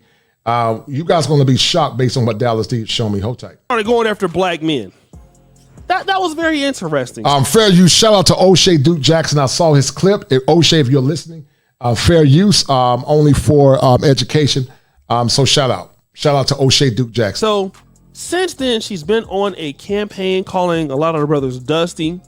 And I'm not going to sit here and say that she doesn't have some good points here and there, because nobody is perfect, right? People can definitely be wrong about certain things. And, you know, some of the things she says about black men are definitely true. But the issue that came with Cynthia G and the biggest scandal, because she calls black men beta males, calls black men dusty. The problem with her is that she ended up getting pregnant by one of those black men that she complains about. Who is that black man? Mr. Robert Perkins. All right. And Mr. Robert Perkins, from what I understand, not that I can confirm it, but I've heard he has over 5 kids by at least 4 different women. And so when that information got out, that sort of, in my honest opinion, it really hurt her credibility. Black men loudly proclaim how much they value whiteness. What they don't loudly proclaim is how much they value black women. And listen, nobody made black men spend decades and generations showing the world and promoting to the world how much they love women of no color. They really don't love them or value them, but this is what they put out there. Nobody told black men to do that. Nobody told black men to get off the plantation and go to the Supreme Court so that he could petition for access to women of no color. They just did it. So anybody who thinks that black men need to be taught to express love for the women who give birth to them is silly and confused. And you're only saying that because you have to give an excuse, which is a privilege in a black man worshiping culture, for why society understands and have received the message from black men that they value anything non-black, but they haven't received that message about you. If black men can go to the Supreme Court off the plantation to petition to be with women of no color, why couldn't they go to the Supreme Court and petition for you to be in a better situation, black women? If black men can loudly and obnoxiously proclaim without anybody asking them who their preference is and saying that it's a woman of no color and toasting to more mixed babies, why can't they voluntarily do that for you, black women, except the fact post of a guy who was trying to debate her. And let's look at it. It says here, I'm not even going to give this bandit the notoriety that he wants, but I want y'all to read this post, and I was tagged in it on IG. Like I've been telling y'all, these bandits do not want the black male worshippers who pander to them. This is why most of them are single and haven't been chosen by the bandits they praise. While they will use them against the women they really want, the ones who don't worship them like me, they don't choose them. Our black women who has been put in this role of... All right, somebody calls Cynthia G Wig Isha. Wig Isha. Shout out to my man Seeker of Truth. I appreciate those kind words. Seeker of Truth said, first time listening to the broadcast. This is deep, no doubt. I appreciate it. Seeker of Truth, thank you for those kind words. And also shout out to my man Machismo TV, another good stream, strong talking points, no doubt. Well, we got the talented Dallas Dee. I love Dallas Dee's energy, man. She's tall like me, so I had to recruit her to Carolina basketball team. Swag. She play with Michael Jordan, play alongside with me, Michael Jordan. But what did you think about that, Dallas Dee, real quick? What did you think about Wig Isha? And then we're gonna get to this petition. And so Dallas gave me some great information. She's a great researcher. I love Dallas Dee. She's one of Mr. Palmer's. They work together, do an awesome job. Shout out to Mr. Palmer. Her and him do a great show together. The Couch Gang, no doubt. But Dallas provided me some vital information. And if you guys didn't know it, they're actually filing a petition. So get your mind right, Dallas, while I bring this petition up. And tell me what you think about what O'Shea said about what they call Wig Isha and her disdain for black men. Go ahead, dear. What I call a synthetic G. First of all, I don't understand why anybody ever really took her seriously, because to me, to advocate to be pro-black and not embrace your blackness is one in and of itself a joke. Because to walk around with the wig, the European wig on, whatever. So that, to me, I never really took her seriously. I was never an avid watcher of her. I've probably seen a few clips because somebody sent them to me. I actually did a reaction video where she had that conversation with Umar Johnson. But to me, she's just always, like I said, I don't take her seriously. And to me, I feel like she started out as being so-called pro-black, but living in one of the whitest cities in America, in Seattle, Washington. First of all, so you don't understand the struggles that black men go through because you don't live in a black neighborhood. Right. But on top of that, I think that when being pro-black didn't pay the bills, it went to defamation of character when it comes to the black man, and that started paying the bills. So I think there was a big shift in her, and I think that was a career move. I don't know if that's how she truly feels as far as this whole thing about the Dustos and the guy that she got pregnant by. So I saw her rebuttal video to that, and what was funny to me is she was talking about how nobody should label him as whatever she calls those dusty whatever her acronym is for those men. Beta male coons.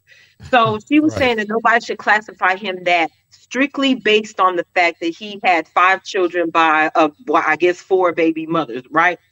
But what was funny about that is one of her biggest arguments or her biggest talking points has always been that all these men do is go around having babies by different women. If this is your biggest argument about men or about these women, about the so-called deadbeat that you want to paint the narrative about, then how did you line up to be baby mama number 5? I'm not saying that you can't fall in love with people. I'm not saying that doesn't happen. But the fact that you did, say you fell in love with this guy, say he just came along and just swept you off your feet. If you don't backpedal your view on black men after that, then where's the respect for black men? Where's the respect for the baby that she was so-called pregnant by? Where's the respect for your father or your mother who married a black man that Right. produced you. Right. So for me, to me, I think she's worse than a lot of these women on this list, because to me, even with her comment about we need to get rid of all black male babies, like I said, where's the respect for your father for you to say that and still get pregnant by a black man? So you're carrying a black child. You are the product of a black man and a black woman. Right. So for us to get to a point where you actually want to say, hey, we need to get rid of all black male babies. How did we get to a place in society where black women felt about black men the way the rest of society or America has always felt about black men? How did we go along with the idea that black man was enemy number one? How did we join that train? And for her to have this viewpoint, but you're still engaged with black men, she promotes divesting, but you got pregnant by a black man. So it's the message that you're pushing. For me, I feel like it's about clout. I feel like it's about an opportunity. I feel like it's about a lot of things, and she doesn't live the lifestyle that she portrays to live on TV. But I've said that about women in the past. Women play different victims on TV than they are in real life. And Cynthia G is a prime example of that. And I've always said from the first time I heard her make that statement about all black male babies need to get rid of them. I said, why are we not filing? Why is she not being brought up on charges for conspiracy to commit crimes against humanity? Is that not what that is? Right. That's genocide. That's genocide. Yes. So how is it not being looked at like that? How is this woman being applauded for making statements that are akin to genocide? I agree with you 1,000,000%. But once again, Michael Jackson, the late Michael Jackson, said they don't really care about us. And he was talking about Brazil, but it can ring true to men. But this is very profound that you provided with me, Dallas Dee, about this petition. And guys, let's read through it. Cynthia G have 925 has signed a petition to get Cynthia G off YouTube. And see, what these women don't understand now, Dallas, that black men are no longer standing down. I know I'm not standing down. You got a couple of cowards that when things go bad, they run like damn dogs with their tail between their legs because they don't stand for nothing. But I'm gonna read through this real quick. With the rise in violence against men, specifically African-American men, YouTuber Cynthia G has galvanized a community of women of all races and nationalities in an outspoken hatred of black males. Freedom of speech is a constitutional right for each of us. However, when the speech is loaded with thoughts of threats, violence towards black men, manipulation of young men, and even fantasies of death to black men, the freedom of speech become a prison for all people. Those thoughts and the desires are intended to isolate. Right.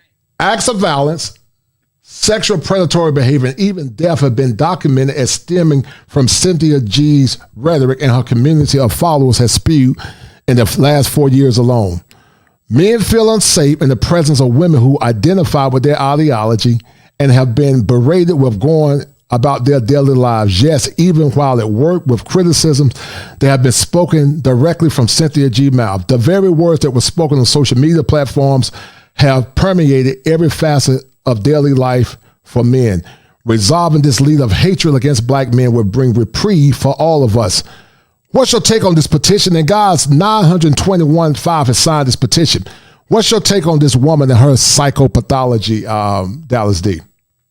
I don't think it was detailed enough, to be honest. I think her acts have been way more atrocious than what is described in this petition, but I think everybody should sign it, because I promise you, I was one of those first ones. I don't do those whole GoFundMes, but if somebody started a GoFundMe to bring lawsuit against her for crimes against humanity, I'd be the first one to donate.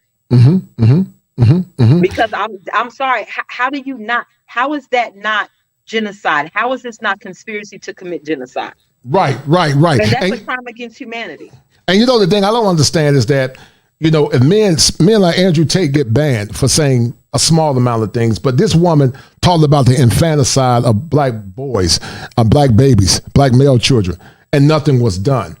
And that's why men are so frustrated, because like I said, Dallas, in other countries, women will have the liberties to disrespect their men.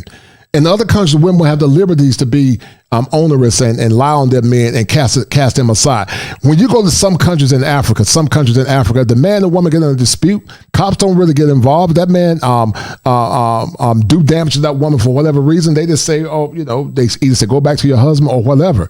But now you begin to see men fight back. Is this something new that you've seen if you've never seen this before?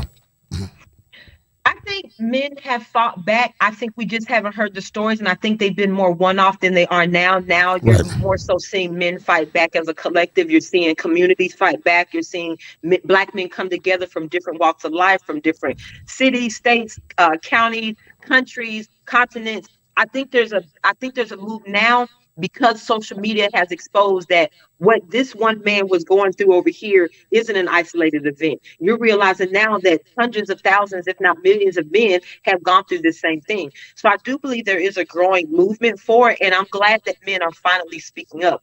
It's just hard for women to hear because we're not accustomed to you all having a voice. So women are having a hard time dealing with that.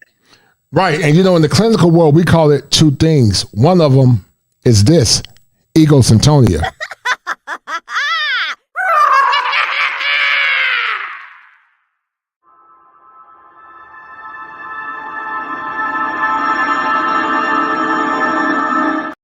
And egocentria, Dallas, is a byproduct of women that have delusional personality disorders.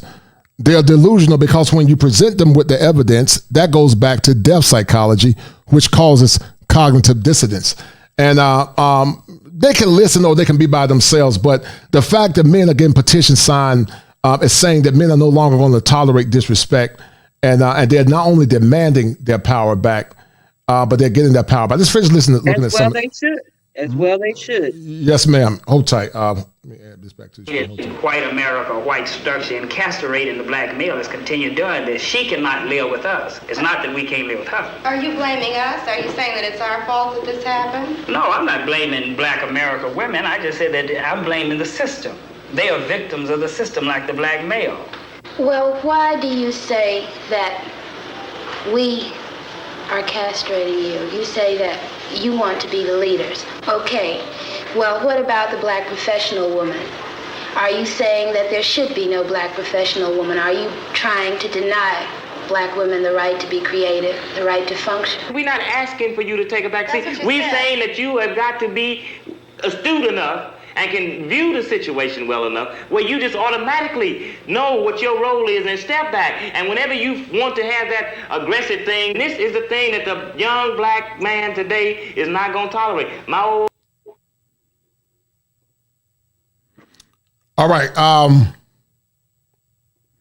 That's another byproduct of men saying they're not going to tolerate it. I think that Alpha Z and the Gen Zs, briefly, Dallas, are saying we're not going to tolerate the BS. This war been going on since the 70s, before you and I before we were born. But it's safe to say that it's gotten worse. Women back then, even though they had a semblance of rebellion, they weren't out of control like they are now. What's your take on that? I agree. I really do agree with that. I think a lot of it has come with I think you're seeing so much of it now because back in the 70s, most of those women were still married. Most of those women wanted to be wives, not just married. And now you're seeing that same rhetoric from a single woman standpoint, from a woman who's been single for 30 years, a woman who's never been married, women who've been raising children by themselves. So I think it's taken on a different a life of its own because of now we're actually seeing this woman speak that from an independent mindset and not from a wife. Because in the 70s, a lot of them were still wives. Mm-hmm. Mm-hmm. Right, they were wives. That's true. They were wives, and they still had a level of shame. Dallas, I remember, in the South, or dignity. And dignity. Right. Because I think this is up north. People don't understand that the gender dynamics and how they operated was different in the South versus the North. This appears to be in the North. So some of that liberalism was creeping in the North and some in northern cities. But the South, I think, was the last one to get that radical feel. Southern states or red states still tend to hold some level of traditionalism. Would you agree to some degree? Yeah. To some degree. So. To some degree. Yeah, to some degree. Right, no doubt. All right, this friend's listening. Hold tight. And expensive dowries for that matter. So you have to be prepared before you go into. So this woman is talking about the passport bros, and I don't know why some of these women think men are ignorant. They understand what got to go on, but anyway, I'm gonna let you listen to it. Themselves do nothing apart from paying half of the family bills. It's more like they're running from their responsibilities, but they do not seem to understand that it doesn't work that way in Africa. In fact, before you can even marry in certain African tribes, you definitely have to pay things like dowry and expensive dowries for that matter. So you have to be prepared before you go into things like marriage. Even after getting married to an African woman, you have to take care of your responsibilities if you want respect from that woman, her family, and society. Because if you don't, you'll be looked down upon. See them saying things like they run away from America, go to Africa, pick a wife, and then live in Africa. They think that being a man in Africa is a day's job. See African women giving African men respect and submitting to them, and you think that they didn't earn it. Many African men take care of themselves, their family, their children. They still take care of their parents. They still sometimes take care of the parents of their wives, their siblings too, if their siblings are not grown. These men do a lot. And when you see them being respected, they are respected because they earned it. For the baby mama and child support, a lot. So this is her retort to men that travel abroad. It appears that she has been indoctrinated by some liberalism, because she think that men think African women are docile. Most men, I think, understand that if they want a traditional woman, they got to pay a dowry. If I was a single man, I don't mind paying a dowry. I'll pay a dowry for a virtuous woman. Why not? What's your take on this? And why not? What's your take on this and Tanya TKO negative barbs and diatribes against black men, because she was attacking the young bull, Austin Holloman. She has a visceral hate for passport bros because, like you said, women are naturally hypergamous, but they want to be hypergamous, but they don't want respect of black men. But what's your take so far on what this woman is saying? I agree from a male perspective, but the problem is black women in America do not want to give respect to a man regardless of what he brings to the table. So I understand what she's saying about paying the dowry, but even with that concept here, you can have the guy that does that. Women still do not want to automatically submit. They don't want to automatically let him take the lead. They still want to hold on to some power. So I get what she's saying, but that's still a different breed of woman that you're going to run into in Africa than you're running into in westernized America. So I understand what she's saying. It's just that the concept of women is totally different. Oh yeah, totally different. Hold tight. Of African ladies might not bother you for child support, because in cultures like mine, as long as you as a man has not paid the dowry of that lady and she gives birth to you, that child does not belong to you. It belongs to her family, and you have no rights to claim that child. And many of you seem to think that African women are naive and you can do anything you like and go scot-free. Well, a lot of African ladies are actually educated. A lot of African ladies will deal with you, and depending on the kind of family they are from, your life will be messed up. You will forever regretting ever dealing with that lady. And in case you don't know, there's something called juju, magic. Those women are the type that actually know the road to the native doctor's house. You are finished. In fact, if you mistakenly hurt this type of women that make use of black magic, you will know that. Now, Dallas, I told you some of these women, because they want power, is using juju. Do you know they're using hoodoo and juju? They're using black magic, because people don't believe what I'm saying. I know what I'm talking about. A lot of this is a byproduct of power, and witchcraft is about power and control. Stubbornness is idolatry, but rebellion is the spirit of witchcraft. What's your take on what this woman is saying about juju? And then she's saying this goofy shit, talking about the baby is not the man's child. That's stupid to me. That's my seed. It's as much as my seed is hers. But she said, go ahead, break it down. Go ahead. I agree, but I disagree. Okay, go ahead. Mm-hmm. I agree with you saying that is your seed. DNA is something that doesn't change. I don't care. But in all honesty, that's a traditional value. Because even if you think back to medieval times, right, if you weren't married to that woman, that was a bastard child, and that child had no rights to your kingdom. They had no rights to your wealth or anything. So it's the same concept. It's not, in all honesty, it's the same concept. But you have to be. Women have to view themselves as traditional, though, and that's the problem. That's where we run into this issue. Men are still looked at as what they traditionally were. They're still looked at as the protectors and the providers. Women no longer want to be the nurturers, and that's where we're running into a clash. And that, in all honesty, I think that's our biggest clash. Women do not want to be nurturers. They want to live their best life. They want to be sexually liberated. They want to have all the rights of men, but the accountability of a toddler. And that's their problem. Right. They don't want to be accountable. They don't want to submit, and they want to be married, but they don't want to be wise. They want all the status that comes with the power. And not just like I said about the CEO, you want to be a CEO in title, but you can't manage 1,000 square foot home. How? So they're all chasing power for the wrong reasons, and they don't necessarily know what to do with it. And that's a big problem with women. Well, also, Dallas, something else happens. I've always been under the impression that in some cultures in Africa, that they always give the child to the man. I know in America in the past, I know you and Mr. Palmer talked about it, they always gave the child to the man in the past before alimony. Correct me if I'm wrong. Shout out to Almanaz for the 2. Hold tight, Dallas. Thank you, dear. She said education does not override emotion. Go ahead. And I think that's right. Before all of this, I do think that's right, because children were considered part of property, and men basically control the property of the house. Children were property inside the house. So in some essence, that was right. It wasn't until what was that, the 60s or the 70s? It may have been the 60s. But yeah, I think that is right, because they were considered the property, and they were the property of the man. But in all honesty, I don't know if we should have ever changed the way we view that.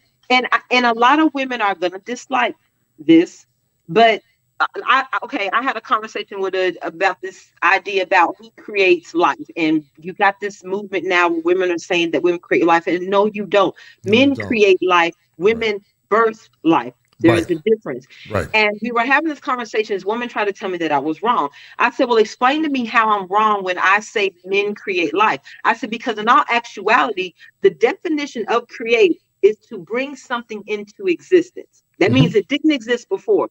And I said, stage 1 of an embryo is fertilization. Fertilization does not happen without his sperm. That's the only way fertilization happens. So in that fertilization, that embryo was created. So how do you not give credit for that man creating life? So she goes back into this whole equality aspect, saying, well, I think it's foolish for you to say that men created instead of men and women created. I said, see, that's another problem.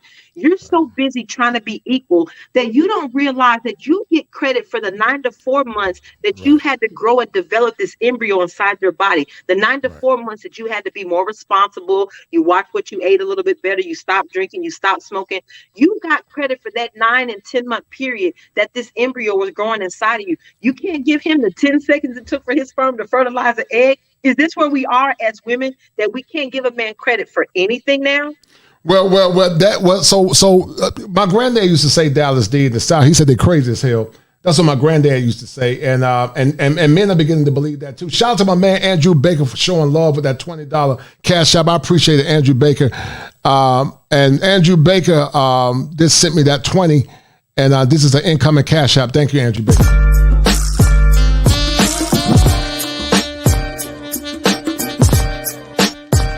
It's the money.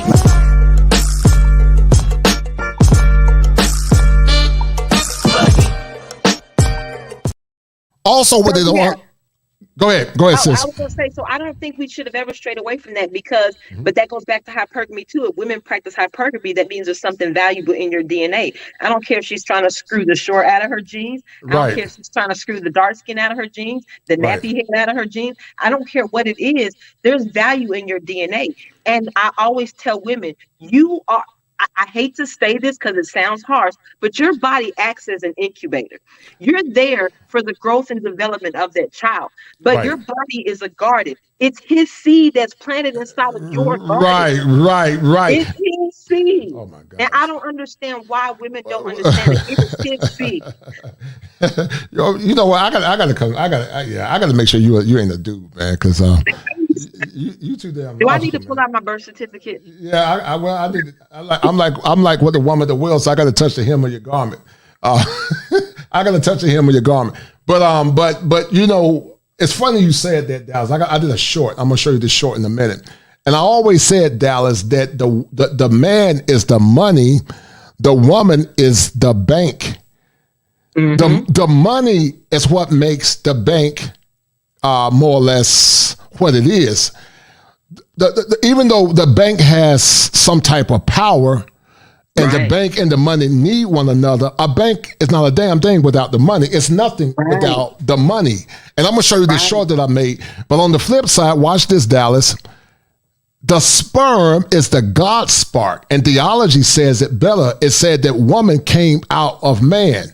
But every human being after that, the man put his seed in the woman to replicate himself. So the X and the Y determines the sex of a child. So these goofy women don't damn understand. Without the seed of a man, you can't have life because you don't have identity. Identity was always through the Father. In theology, Father, Christ, man, woman, and children. Christ's identity was through his Father. But these women, they don't get it because they are blinded by their own power and they're blinded for lust. And just like this woman talking about putting juju on folks, that's what a lot of them are trying to do. They want power. They want power. I can't subscribe to the juju. Well, you don't subscribe, but yeah, you're right. I know you don't, but a lot of them do it, Dallas Dee. They putting gooby dust on these men. They trying to turn them to fairies. What kind of dust? gooby dust. They're putting gooby dust on these dudes. Dallas Dee. Trying to turn these brothers into fairies, man. And trying to emasculate them and make them feel weak and make them feel like they don't have any power. And what's happening is that they don't like the fact, Dallas, that men are beginning to wake up. That's a scary thing because men are beginning to reclaim their power. They're beginning to get their power back. And they're saying, how dare you get your power back? You're beneath me. It's really no different than racial white supremacy, where some of the white supremacists see themselves as superior to black folks. And when black folks rise up and say, I'm not going to take it anymore, they have a schema affliction because they can't handle it. They can't handle the fact that these men are saying, I have some value and I have worth. They don't like it, Dallas. And that's why it's so much concentration. Just for instance, these clips. How much time you got there? You're doing an awesome job. I can talk to you. We're tinkering on my bedtime, but go ahead. I go to bed early, but I'm an early riser, so I try to go to bed early. Okay, sweet. I appreciate you being patient. You good. All right, hold tight. Let me finish playing this from this. American women have been lenient on you guys. You better appreciate your women and take care of your responsibilities. Good women and bad women are everywhere. It's not limited to any particular location. Woo! She said a mouthful there, didn't she? What more is there to even say? She said a mouthful. They think these women are fools. They think that they're going to be doing this 50-50 and be getting the same respect and getting submission and all of that. What is this fantasy that they speak of? They're not getting married over here. Are they going there to get married? It's like they want to dangle this out. They're talking about their passport bros, and they're taking out the passport, traveling, and hoping that they're going to be able to do what? Find what? You need to marry. You need to settle down. You need to build a house. You better go get the money for your concrete and your contractors, get you a plot of land, but they're not doing that. They're talking this good game up on TikTok with all their passports waving in the camera, but what are they doing with these passports? They're sitting up in the camera with these damn passports nodding. Well, when are you leaving? Where are you going? When are you going? When are you getting out of here? When are you going to create a family somewhere? I'll say, why do you care? They don't honor men. They don't want them to leave. That's why they're complaining. They don't want them to leave. Right. Well, what they do, they want them to be under them. They want a supply man. I'm gonna do a show called The Supply Man. But here's the clip, and this rings true to what you're saying. Hold tight. Men, if you don't think that you're the prize in 2023, you might be cuckoo. Book a session. Guys, I got a dirty little secret. Your seed is worth over $310,000 according to some statistics. What does this mean? It means that your seed is the money, her vagina is the bank. Here in America, men are not venerated as being the prize, but all across the globe, the world knows that you are the prize. Putting your money in a worthless bank could put you back years. Understand that your seed is liquid gold. Understanding that finding the proper woman to invest in will not only bring benefits for you and her, but for years to come. But putting your seed in a worthless woman in a society and a system that does not deem you as a prize or deem you worthy to be the prize is dangerous. What's your take on that, Dallas Dee? Hey, anybody who don't believe it better look at a child support case and see what people are paying over the course of 18 to 23 years. Right. That's all I'm saying. Shout. Yeah, go ahead, dear. Go ahead. Yeah, shout out to my man Barnum for the 5. Appreciate what you do, sir. I appreciate it, Barnum. Thank you, sir. Go ahead, Dallas. Go ahead, sweet. No, I was going to say, you know what? I never really subscribed to Tanya TKO either. I've seen a couple of shorts that she's done, and to me, she's a walking contradiction because of, the things that she complains about. And like, for instance, I saw one short where she was talking about how women need to stop dating men that they have to build up instead of dating men. They should be dating men that they build with. There's nothing wrong with building with the guy, but you shouldn't build up a guy. And what's funny about that is everybody's supposed to see the potential in you, but you're not supposed to see potential in him. Right.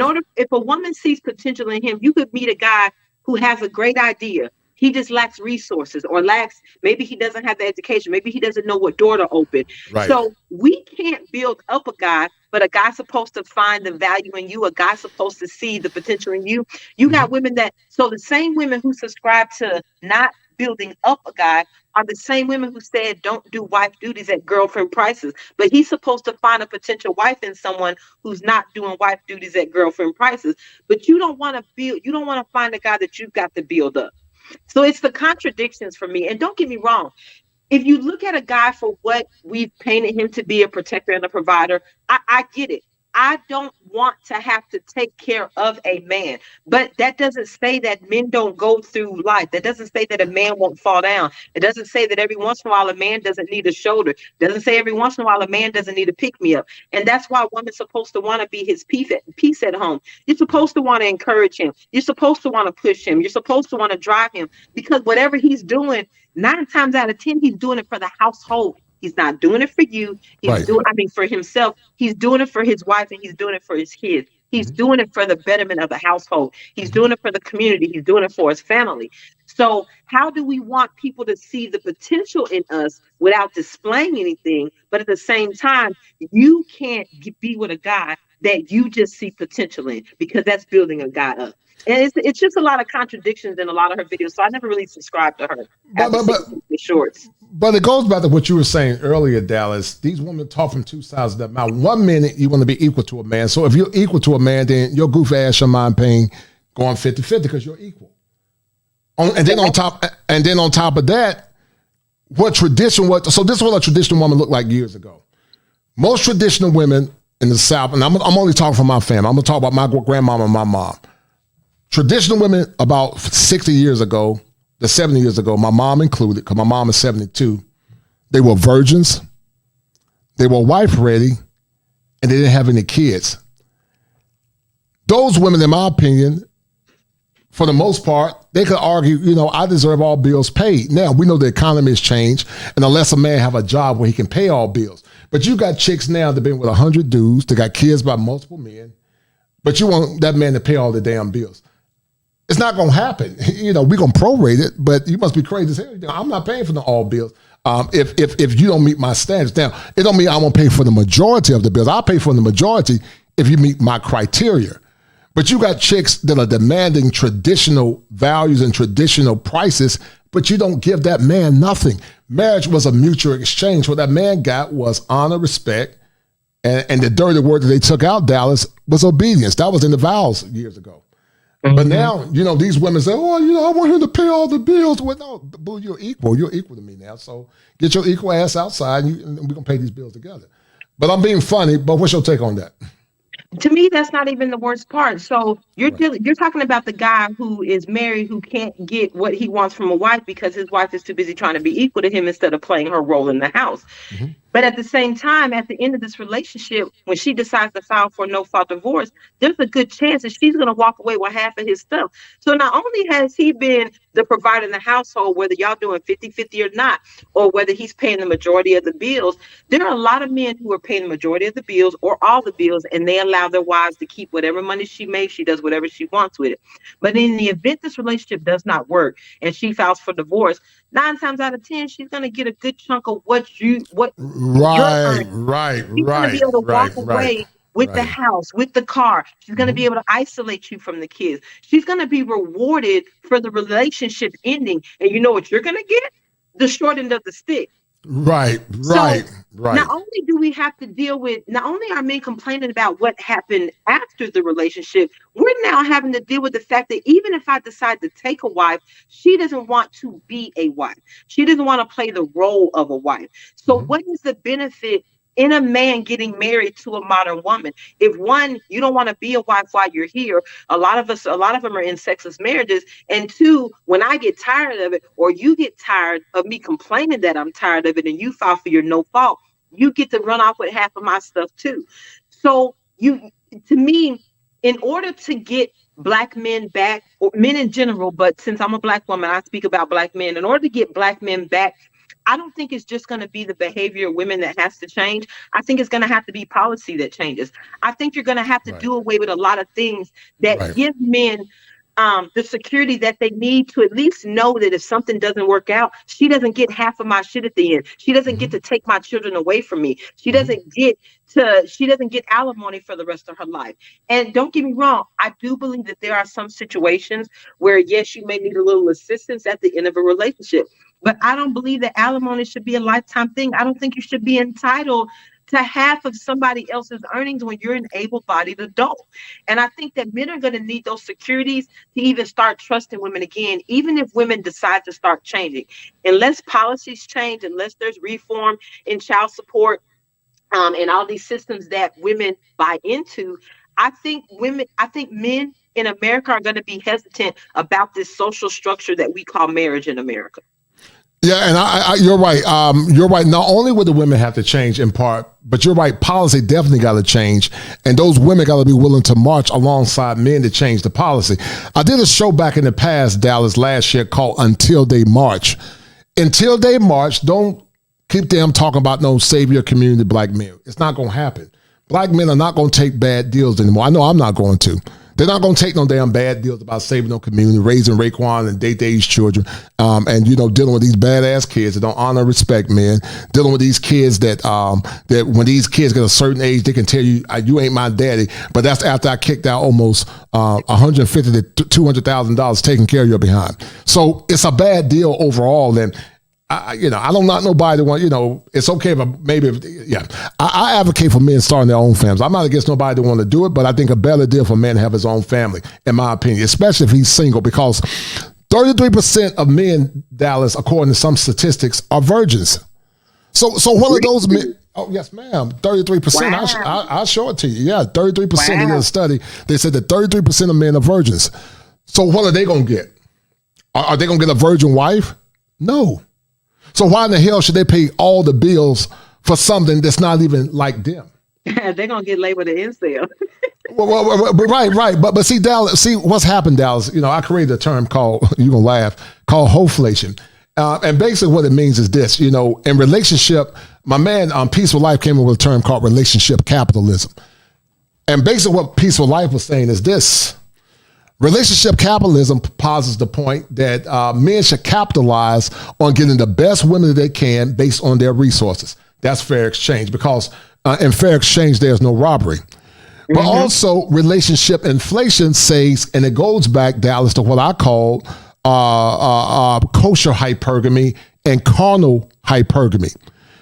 Hoflation basically say you got women that are 304s, and they want the best of men, but they're not giving them anything back in return but used box, bad attitude, kids by multiple men, debt, weave, and damn dirty fingernails. So what is that man supposed to get in return? Nothing. See, we have not learned, Dallas, to value and ask men what they want. I did a show in the past called Love Without Consent. As a therapist, you got to get consent before you can disseminate information of the client. But I call it black love without consent, because how can you have a relationship when you forgot to ask the man what he wants? What does he want in the relationship? But they go in assuming giving black men what they want, and men will say, oh hell no, you're gonna give me the best if you're gonna get this damn ring. You're gonna give me the best. And if you can't be the best, you're gonna be by yourself. Men need to raise the bar back like your granddad did, because I promise you, the stuff that men tolerate now, my granddad would have never tolerated this mess. They wouldn't even look at these women. Talk to me.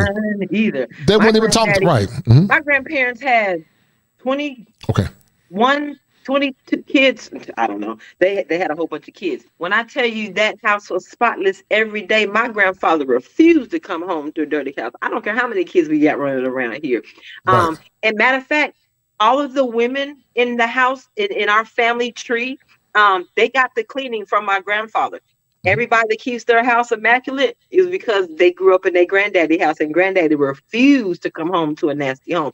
He wasn't going to slave away at work all day long, listening to somebody pistol whip him at work, not physically, but literally, not literally, but you know. And then they have to come home and stepping over toys or dinner's not ready, whatever the case may be. Granddad ran a tight ship. And I think we're missing a lot of those values. And I think a lot of people looked at it as in he was controlling, or just men in general back in those times were controlling. And I don't necessarily see it as control, but even if you want to look at it as control, doesn't it cost to be the boss? Right. And listen, all control ain't bad. Listen, I know you got to, we can go ahead and do what you got to do real quick. And I know you said you had to, you go ahead and do that real quick, and I'm going to finish talking. Shout out to my man, James Turner, for that, $20 super stick. He's a kosher. Like I always say, when women don't know, they don't know. Hello, Dallas Dee. And that's a deal, right? And James, I have not forgot you, brother. That's a bet, right? That's a I have deal, not right? forgotten you, deal, brother right? James. I have not forgotten you. You got that show coming up real soon. I have not forgot you, brother. And then also shout out to He Said, She Said. How you doing, sis? Mr. She Said. Shout out to my man, Cody Marshall. He said that I'm glad y'all are talking about this topic. Thank you, brother Cody. I appreciate it. Mr. She Said, what did she say? She said something. I forgot what she said, but I know she showed the sister some love. She said, good evening, kosher. Salute to the beautiful sister, no doubt. Let's finish listening to these clips, guys. Hold tight. And this is about Oprah Winfrey, the next nemesis. Hold tight. Standing up here online with some doggone passport, waving in the camera, but we don't see you on a plane. We don't see you breaking ground. We just see you holding a passport. They're talking about going to another man's patriarchy, the system that other men built because they can't hack it here in this country. So you're going to go to another man's patriarchy with these passports. If you think you're getting unalived over here, just imagine. This is unbelievable. Unbelievable. Find me on all platforms at Tanya TKO or Tanya TKO Show. Now, this is Ricky Smiley talking about Oprah. Hold tight. All right, Ricky's about to want to time. 12 minutes after the hour. So listen, everybody's 50 Cent and Oprah is going at it because she's going after Russell Simmons for those. Give me the breakdown, Miss Shanika. Well, basically what's going on is Russell Simmons is speaking out against Oprah Winfrey. Now, she has an upcoming documentary on Apple TV, which is reportedly detailing allegations of sexual misconduct against Russell Simmons. And so now, basically, the question is, why is Oprah taking so much time and energy to, this man has been cleared of any allegations, period.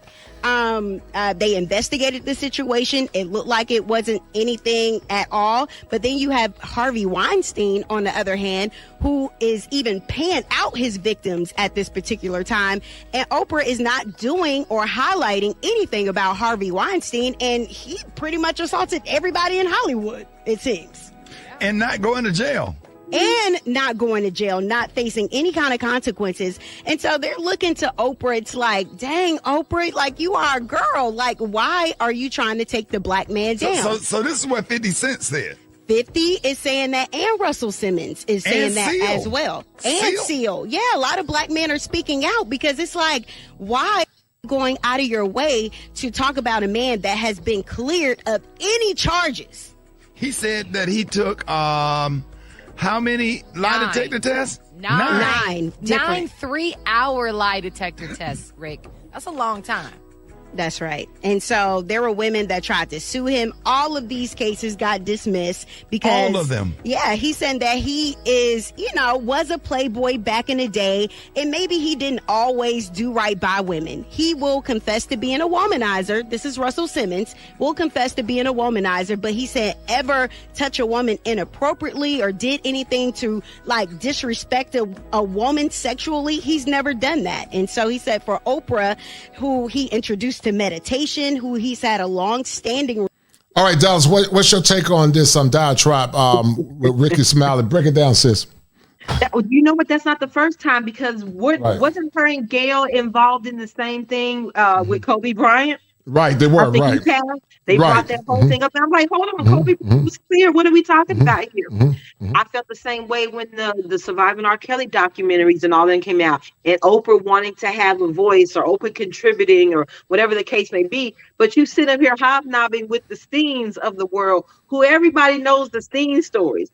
So how do you get to crucify him, but you don't want to crucify this one over here? And you can say what you want to say. People can hate me for this comment all you want. I watched the Surviving R. Kelly documentary.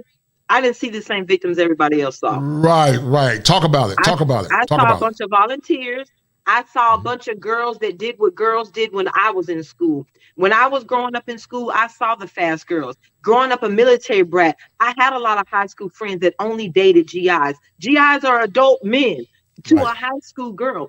So when you're talking about these girls were skipping school to go see R. Kelly, some of these girls have their parents dropping them off to go see R. Kelly. So for everybody who was upset about what R. Kelly did, do I agree that man has a sickness? Absolutely. But do I see victims? Not at all. I saw volunteers. And if you're going to be mad at R. Kelly, you need to be equally upset at the Uber moms that was dropping their daughter off. Because when I was 16 years old, there is no way in hell my mother would have dropped me off at a boy's house my age, let alone a grown man's house. But they were doing it in hope for a check or hope for a record deal or whatever the case may be. So you cool with pimping out your children as long as there's a financial benefit to it. So Oprah's been at the cuff of a lot of conversations about, these type of even when she built the school in Africa, there were so many allegations of girls coming up missing or being molested, things of that nature. There were a lot of things that were happening at that school for girls that she opened up in Africa. So she's been the center of a lot of this. And you get to negate responsibility when it came to what was going on with the girls in the African school that you were supposed to be protecting. You get to badmouth the R. Kellys of the world, the guys who were cleared of their charges, but you sitting up here brushing shoulders with a Weinstein. I don't get it. Yeah, and it's weird, the visceral hate. And that's why I say I think a lot of it, Dallas, is displaced aggression. A lot of it is displaced aggression, which basically means you target somebody that more or less did not perpetrate the pain towards you, but it's an ego defense mechanism. Displaced aggression, overgeneralization is something that we see happening many times, and there's a lot of undiagnosed mental illness. There's a lot of vicarious trauma. There's a treatment model that's very profound, Dallas, called internal family systems. And what it does, it dissects everyone's parts. The progenitor to family systems was Brene Brown, and it talks about parts and what parts did their trauma play in their pathology. But until a person uncover so that they can recover, with the understanding that therapy alone, depending on the severity of the trauma, will not become the panacea to that trauma. It'll only help you to deal with that trauma in a healthy way, no different than medicine. Medicine does not cure all illnesses. Some of it just helps you cope, but some of it more or less can. Do you see my point? Yeah, and it deals with the side effects. It's the side effects, exactly. I'm going to show, this is a show you did on Gail's show, and this woman name was Ellen Roe, you said? Jane Roe. Jane Roe. I'm so sorry. Please forgive me. I keep calling her. Oh yeah. I don't know. Like Jane Roe was the symbol. I don't even want to say the picture, but Jane Roe was the symbol of feminism. She's a symbol of women's liberation. She's a symbol of women's rights. She's a symbol of women. I mean, she's just a symbol in America. But who Jane Roe really is astonishing. And the fact that we we talked about that, how nobody wanted to make a martyr out of George Floyd, but we made a martyr out of Jane Roe or Norma McCorvey. But go ahead. All right, this is a show you did with Gail at Night. Shout out to Gail at Night. Let's break it down. We held when we were married, and here's the proof. So and you know what? Fight. That is exactly why I say I support Roe v. Wade for all. They don't need to abolish Roe v. Wade. They need to make it gender neutral and allow for all parents, both parties, to negate their parental or abandon their parental responsibilities. Because the Roe v. Wade decision in 1973 was predicated on gender neutral ideology. It was predicated on ideology such as parents decide how they want to child rear. The government can't interfere in how you use contraceptives, and they considered abortion contraceptives. And they end heavily on the 14th Amendment, the life, liberty, and the pursuit of happiness. And you cannot force a parent, you cannot force a woman to become a parent or persons to become a parent if it had an impact on life, liberty, or the pursuit of happiness. That's why women are allowed to abort. So if that's the case, when you decide unilaterally that you want to bring this baby to term, and he decides he doesn't want to be a father, you shouldn't be able to run down the family court and force him into parenthood that nobody can force you into and hasn't been able to force you into for the last 50 years. And we see what's happened with the 50 years of y'all raising these boys. We see what they've turned into. So Roe v. Wade needs to be made gender neutral like the law was predicated on, and allow everybody to abandon their rights. And even if you factor in once the child gets here, it's different. That's another argument they like to come with. But women still have the right to abandon their parental responsibilities then. At 10 months old, you can decide you don't want to do this anymore and drop your baby off at a safe haven, and nobody bats an eye. They call that woman brave for making that decision to better her life or better the child's life or whatever you want to call it. So if getting rid of a child is about you practicing the 14th Amendment, then every man should unilaterally come with that decision too, and they need to make Roe v. all gender neutral, period. Excellent point. And on that, Tanya is going to be taken back. First of all, any woman that supports my body, my choice, you cannot simultaneously believe that they should mandate a vaccine. You cannot have it both ways. My body, my choice means my body, my choice. And even if you look at the concept of my body, my choice, you want to use that argument to get rid of a child, something that is natural, something naturally occurring. But at the same time, you want to stand on we need a mandate over here. So you want someone to be able to force a foreign substance into my body, but you want to be able to get rid of something that's naturally occurring. Makes absolutely no sense to me. But even when I hear men have the argument that they don't have a dog in this fight, yes, you do. Because like I said, Roe v. Wade needs to be made gender neutral. Everything about that decision was based on gender neutral ideologies. That's it. And Roe v. Wade separated the act of sex from childbirth. They said consenting to sex is not consenting to parenthood. So that he should have wore a condom argument, y'all can get rid of that too, because just because he laid down and decided to have sex with you doesn't mean. All right, Jane Roe. How did Jane Roe, Dallas? Excellent job. I know you guys are going in 3 minutes, but how did Jane Roe paralyze not only America as it relates to white men and black men, but as Tavis Smiley said, when white America get the cold, black America get the flu. Break it down for me, sis.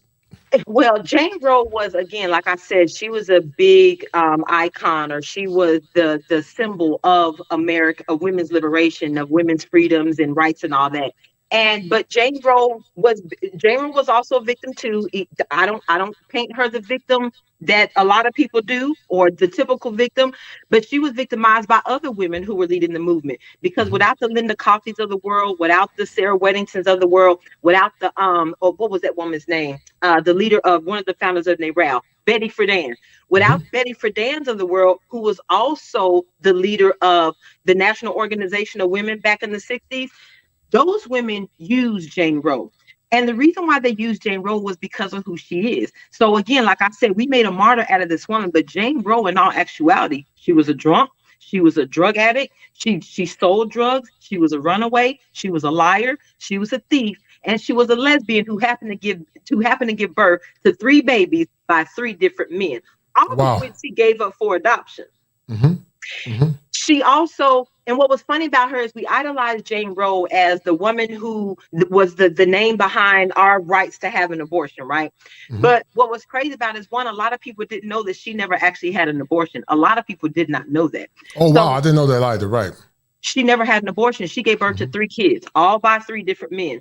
And what was funny, she actually, before she died, Jane Roe did a documentary, and I was glad that she did, because I'd heard the story about Jane Roe from so many different accounts, or how we got here, looking at it from the attorneys in New York, what the women's rights movement did, their involvement in it, how Roe got involved. So I've always seen it from different aspects. Right before Jane Roe died, she wrote what they call her deathbed confession. And I was so glad that she did, because we were able to see the story for the first time from her actual point of view. And she basically was everything that everybody accused her of being once the real story came out about her being a liar, thief, and all these other things. But what was crazy about it is she subscribed to the same things that a lot of feminist women subscribe to today, one of them being the Me Too movement. So what's crazy about that is the idea of Jane Roe, this entire Roe v. Wade case came about. She actually accused a Black man of sexual assault that led to the Roe baby. Everybody's supposed to believe her. It's what it was told to police. It was what was told to the attorneys. It's what was told to anybody who would listen. For her argument for I want an abortion was because this was not consensual sex. I was sexually assaulted by a Black man, of course, which was a lie, because the Jane Roe baby was birthed, and that was not a Black baby. That wasn't even a mixed baby. So she subscribed to the same things that a lot of feminist women subscribe to today. And we made this woman a martyr who should have never been anyone that we idolized in the first place. One of the most intriguing things about that doc was she described her relationship with her mother. Jane Roe said that she hated her mother. What was funny was why.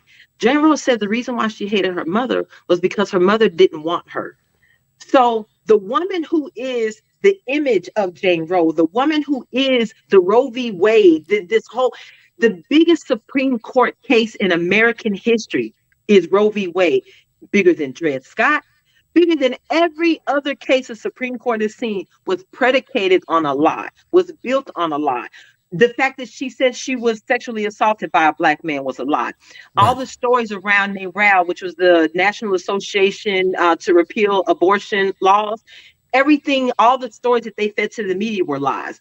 Everything about Roe was built on lies. It was all fabricated. But the fact that for 50 years, everybody idolized Jane Roe, who now the world should know as Norma McCorvey. And Norma McCorvey was nobody that anybody should have ever put in the spotlight. And the reason why she was given the pseudonym is because they knew, if society knew who Jane Roe was, there would have never been a Roe v. Wade decision. It would have never gone that way if the world knew who she was. But these are the people that we push to the front of this feminist movement. And for me, every time I see one of these women in power, one of these people that we push to the front, I see so many, I guess, so much fraudulent behavior, or so many contradictions in how they move. Jane Roe, another one, she was a flip-flopper. For you to be the case that Roe v. Wade was built on, for you to turn around years later and to be fighting against abortion rights, you flip-flop for fame, you flip-flop for stardom, you flip-flop for the spotlight. So what were your true feelings about Roe v. Wade? If you hated your mother because she didn't want children, but you're the same woman that fought for abortions, yet and still you never had an abortion, you gave all your children up for adoption, how is this one of the faces of feminism? How is this one of the people that was responsible for part of what we look at as women's rights and women's freedoms or women's equality? How did we make her a martyr? How did we idolize this woman? But like I said, she supports a lot of the ideology that feminists support today, which is why we're here. But most of it is built on lies. Most of it is built on fabrications. Most of it is built on your emotional level or understanding and not necessarily logic. Everything about Jane Roe was a lie. And Right. I'm glad that the stories finally came out, and I was glad that they overturned it. And if they ever do bring Roe back, it needs to be Roe v. all, because all it was when they decided on that case, it wasn't about a woman having access to her body. It wasn't about a woman being able to make decisions with her body. It was about the fact that we could not force a person to be a parent. They didn't want to be one. It was about the fact that we're not going to impede on how a couple chooses to use a contraceptive. A couple is a man and a woman. So when Roe v. Wade came down, it's like, even though the decision was gender neutral, every action we took after that was biased. Mm-hmm. And so if it comes back, it needs to come back Roe v. all. And every parent gets to negate parental responsibility. If you decide, hey, I know we slept together, I know we made a mistake, and I know you got pregnant, I'm not ready to be a dad, because that's all you had to say to get an abortion is you weren't ready. Right. Excellent point. You know what? You speak with so much logic, passion, clarity, and conviction. Why do so many women join the ranks with the emissary that's destroying the black community, in your opinion? And then also, Dallas, as we get ready to conclude this show, and you did an awesome job, and I got to bring you back again, Thank you, what's been some of the negative comments that have more or less been assailed against your life, if they have? Because I know that there's some people will seek to silence you with violence. So question number one, why do so many align with Roe v. Wade? And how do you deal with the criticism for using logic and precision in a world where irrationality appears to be the norm? Well, as far as the first question again, Roe. All right. So why do you think so many black women are in alliance with Jane Roe? I think I said the name right. I think it's propaganda. Propaganda, okay. I don't think enough of us know that we've been propagandized against. I don't think a lot of us understand what it is that we regurgitate in life. I think a lot of what we watch has a lot to do with it. The things that you take in, the conversation you engage in, and you had a private conversation. One of the women I blame is Mona Scott. She pretty much is the pioneer of all this reality TV that women watch. And I think that the more of that content that we absorb, the more we look at that as in real life. And what people don't realize is that you're basing your life or your goals off of a 5-second written script. 9 times out of 10, it was a written script, because the only thing real about reality TV are the real foods that get to play on reality TV. That's it. Mm-hmm. So we see these snippets of women who are always dressed to the tens, always got glamorous weave. They're always made up with all this glamorous makeup. And we think that this is how you're supposed to walk and talk in everyday life. But these women don't look like that when they're sitting at home. These women look like that because while you think this is reality TV, they are on the clock. They are at work. They are getting paid to put on this performance. So a lot of what we consume is we're being propagandized against. And I don't think enough people really realize that what you consume, what you listen to, the conversations you engage in have a huge impact on what you believe. And I think that's a big part of it, is we don't realize the propaganda exists. Right. Don't realize that it exists. Don't care if it exists. And would shame any man or woman like yourself that think with logic, clarity, and precision that it will exist, which in essence continues to feed the pathology. Shout out to the number one sponsor of this stream, Chris M. He said, shout out to Dee and Kosher for an amazing show. Dallas, I think we might be another amazing duo.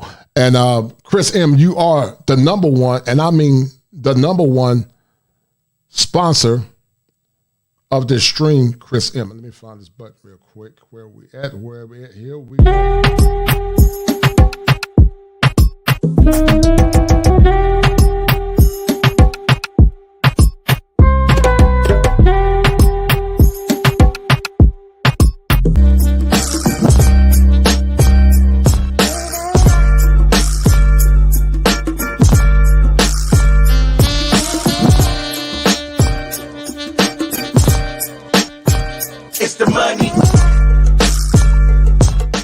All right, Dallas Dee, 6 minutes after the hour, 10 o'clock, and we're about to sign off.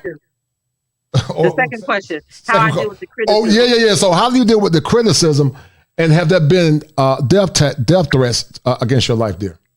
I haven't gotten to that point, at least as far as I know. But for me, in all honesty, I think I've taken a lackadaisy approach to criticism.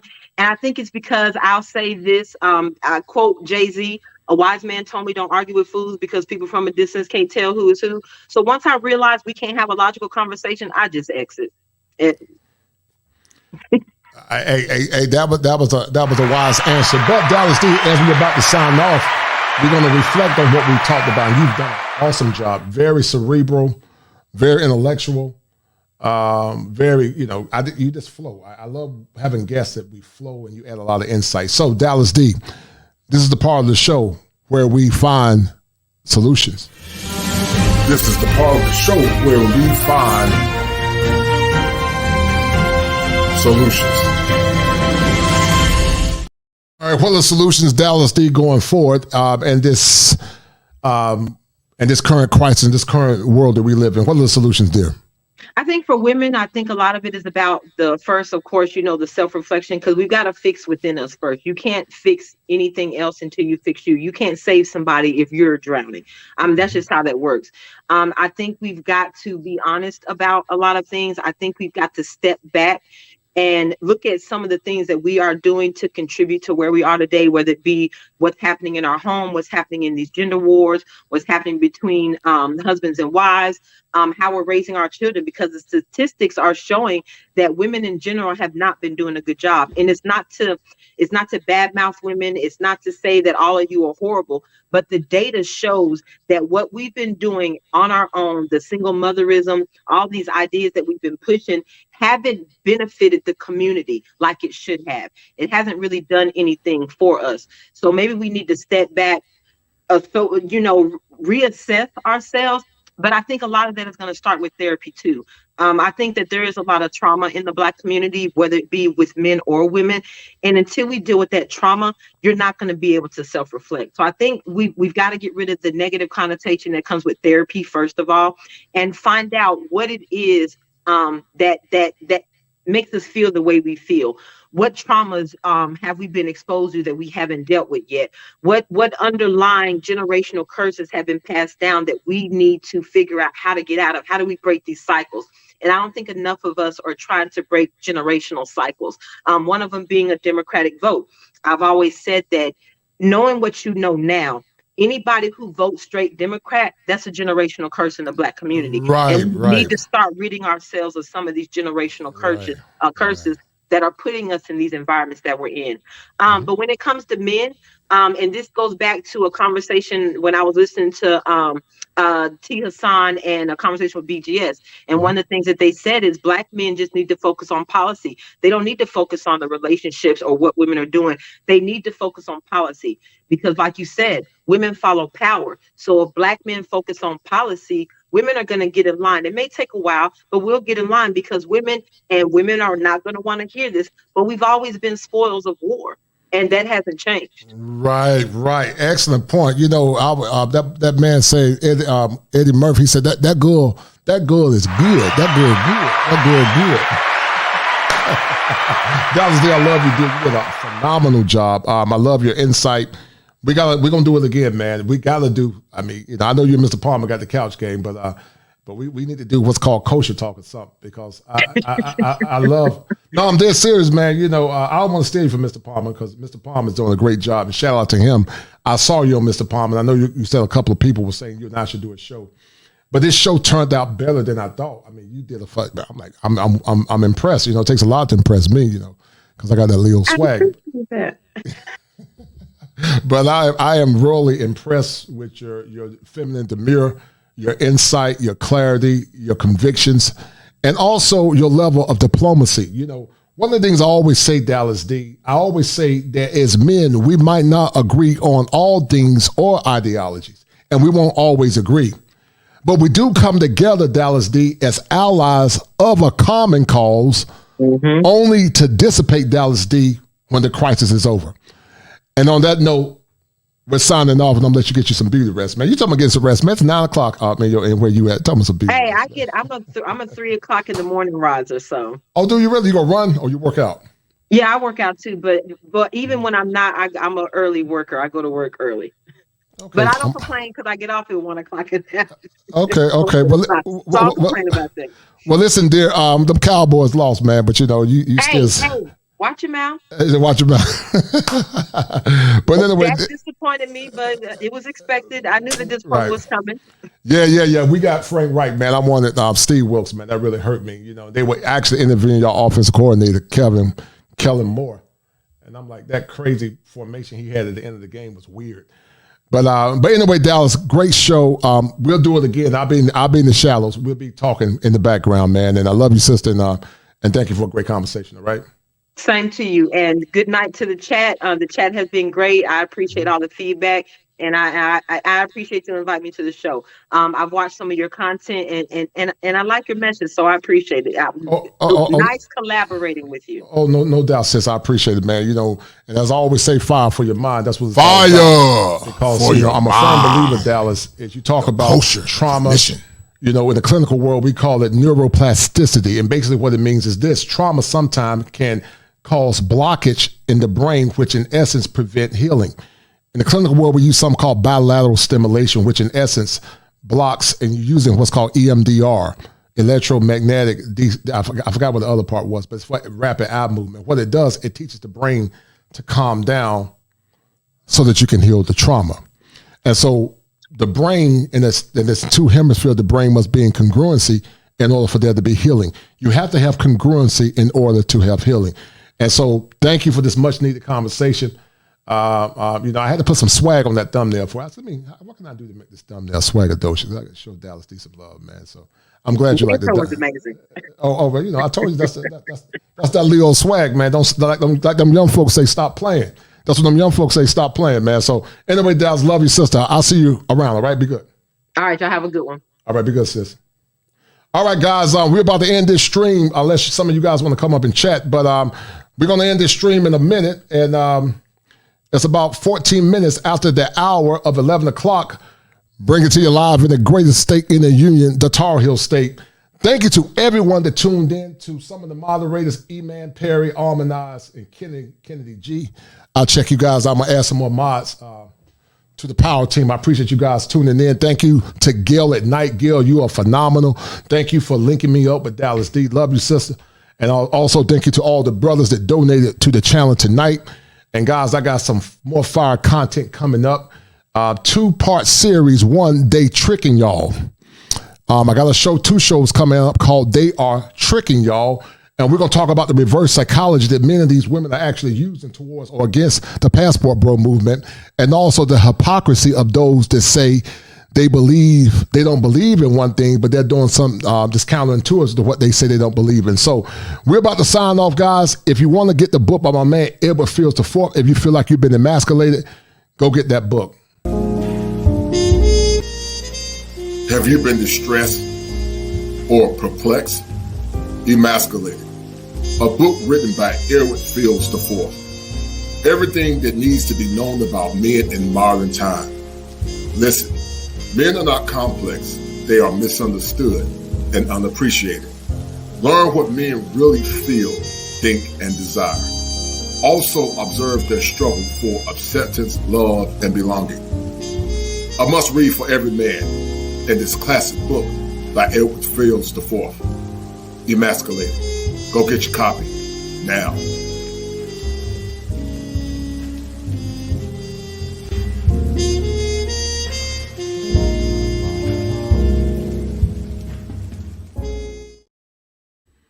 All right, guys, we're about to sign off. It's been a great show.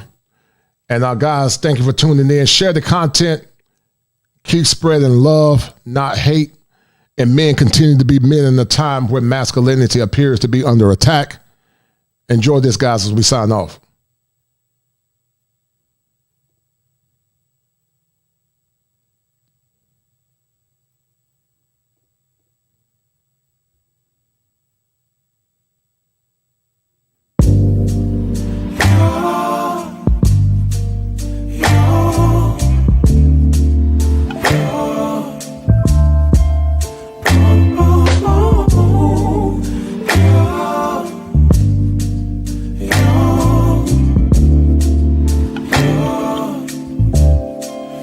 It's not my fault. You've been lying, saying that I took away your peace. Drowning by yourself, now you wanna blame me. Like you have no options. I ain't take your options. Nah, I'm not the problem. Man, that's on you, yeah. You've been terrorizing me, yeah, I'm always wrong. I knew you lost your mind when you dropped that bomb. Girl, are you crazy? Yeah, you must be crazy. I've been thinking lately it's you. You stole your peace, put it on me, but baby, it's you. Lie like a rat, but take your stuff back, baby, it's you.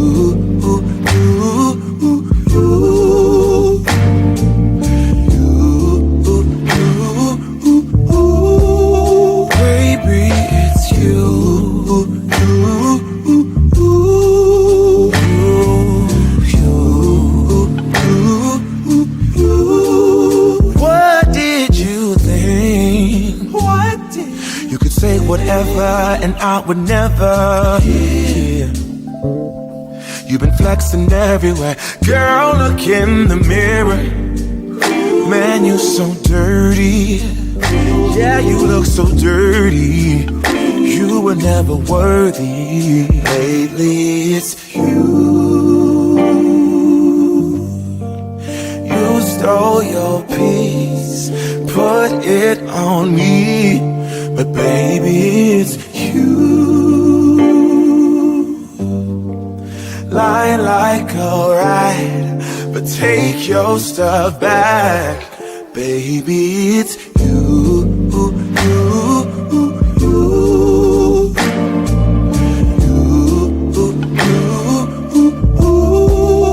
Baby, it's you.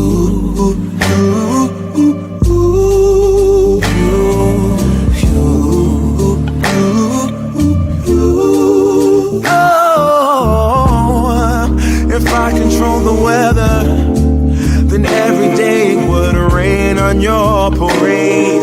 Shine, you can't shade, yeah. If I was Father Time, then I would change the day. So I never saw your face.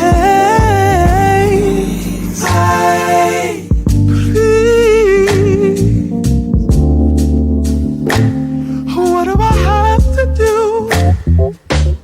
to make you go? Oh, baby, it's you. It's you. It's you. It's you.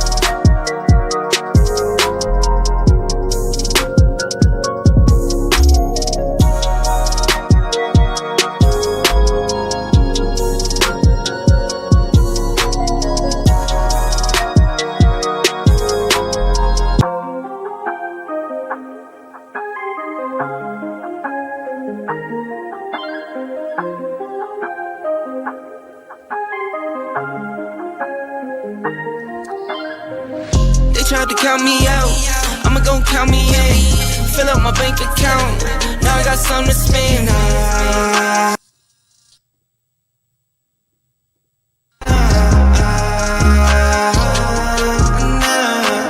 They tried to count me out, I'ma gon' count me in. Fill up my bank account, now I got something to spend.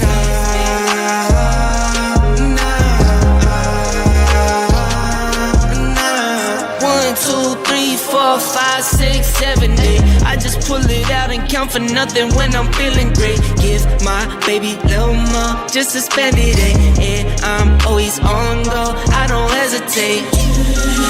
Used to always know I make it, yeah. I'll be me until I'm in the grave, yeah. See my record, had to set it straight, yeah. I made to kill like 10 times 10. I got wires coming in, some in euros, some in sec, some in dollars, some in yen. I've been trying to keep my zen, keep my cool. Trying to keep the family fed, get my food. They tried to count me out, I'ma gon' count me in. Fill up my bank account, now I got something to spend.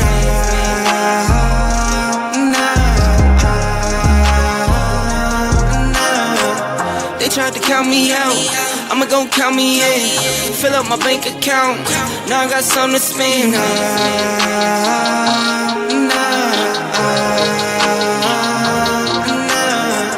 Did it, do it. I did it all, no gimmicks.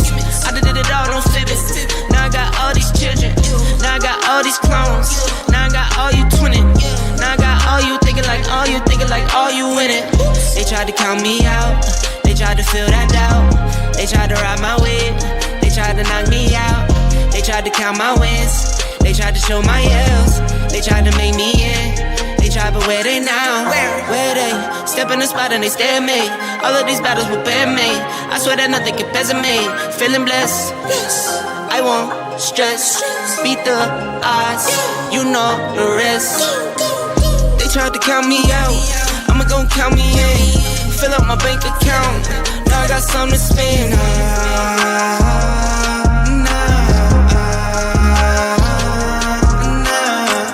They tried to count me out, I'ma gon' count me in. Fill up my bank account, now I got something to spend.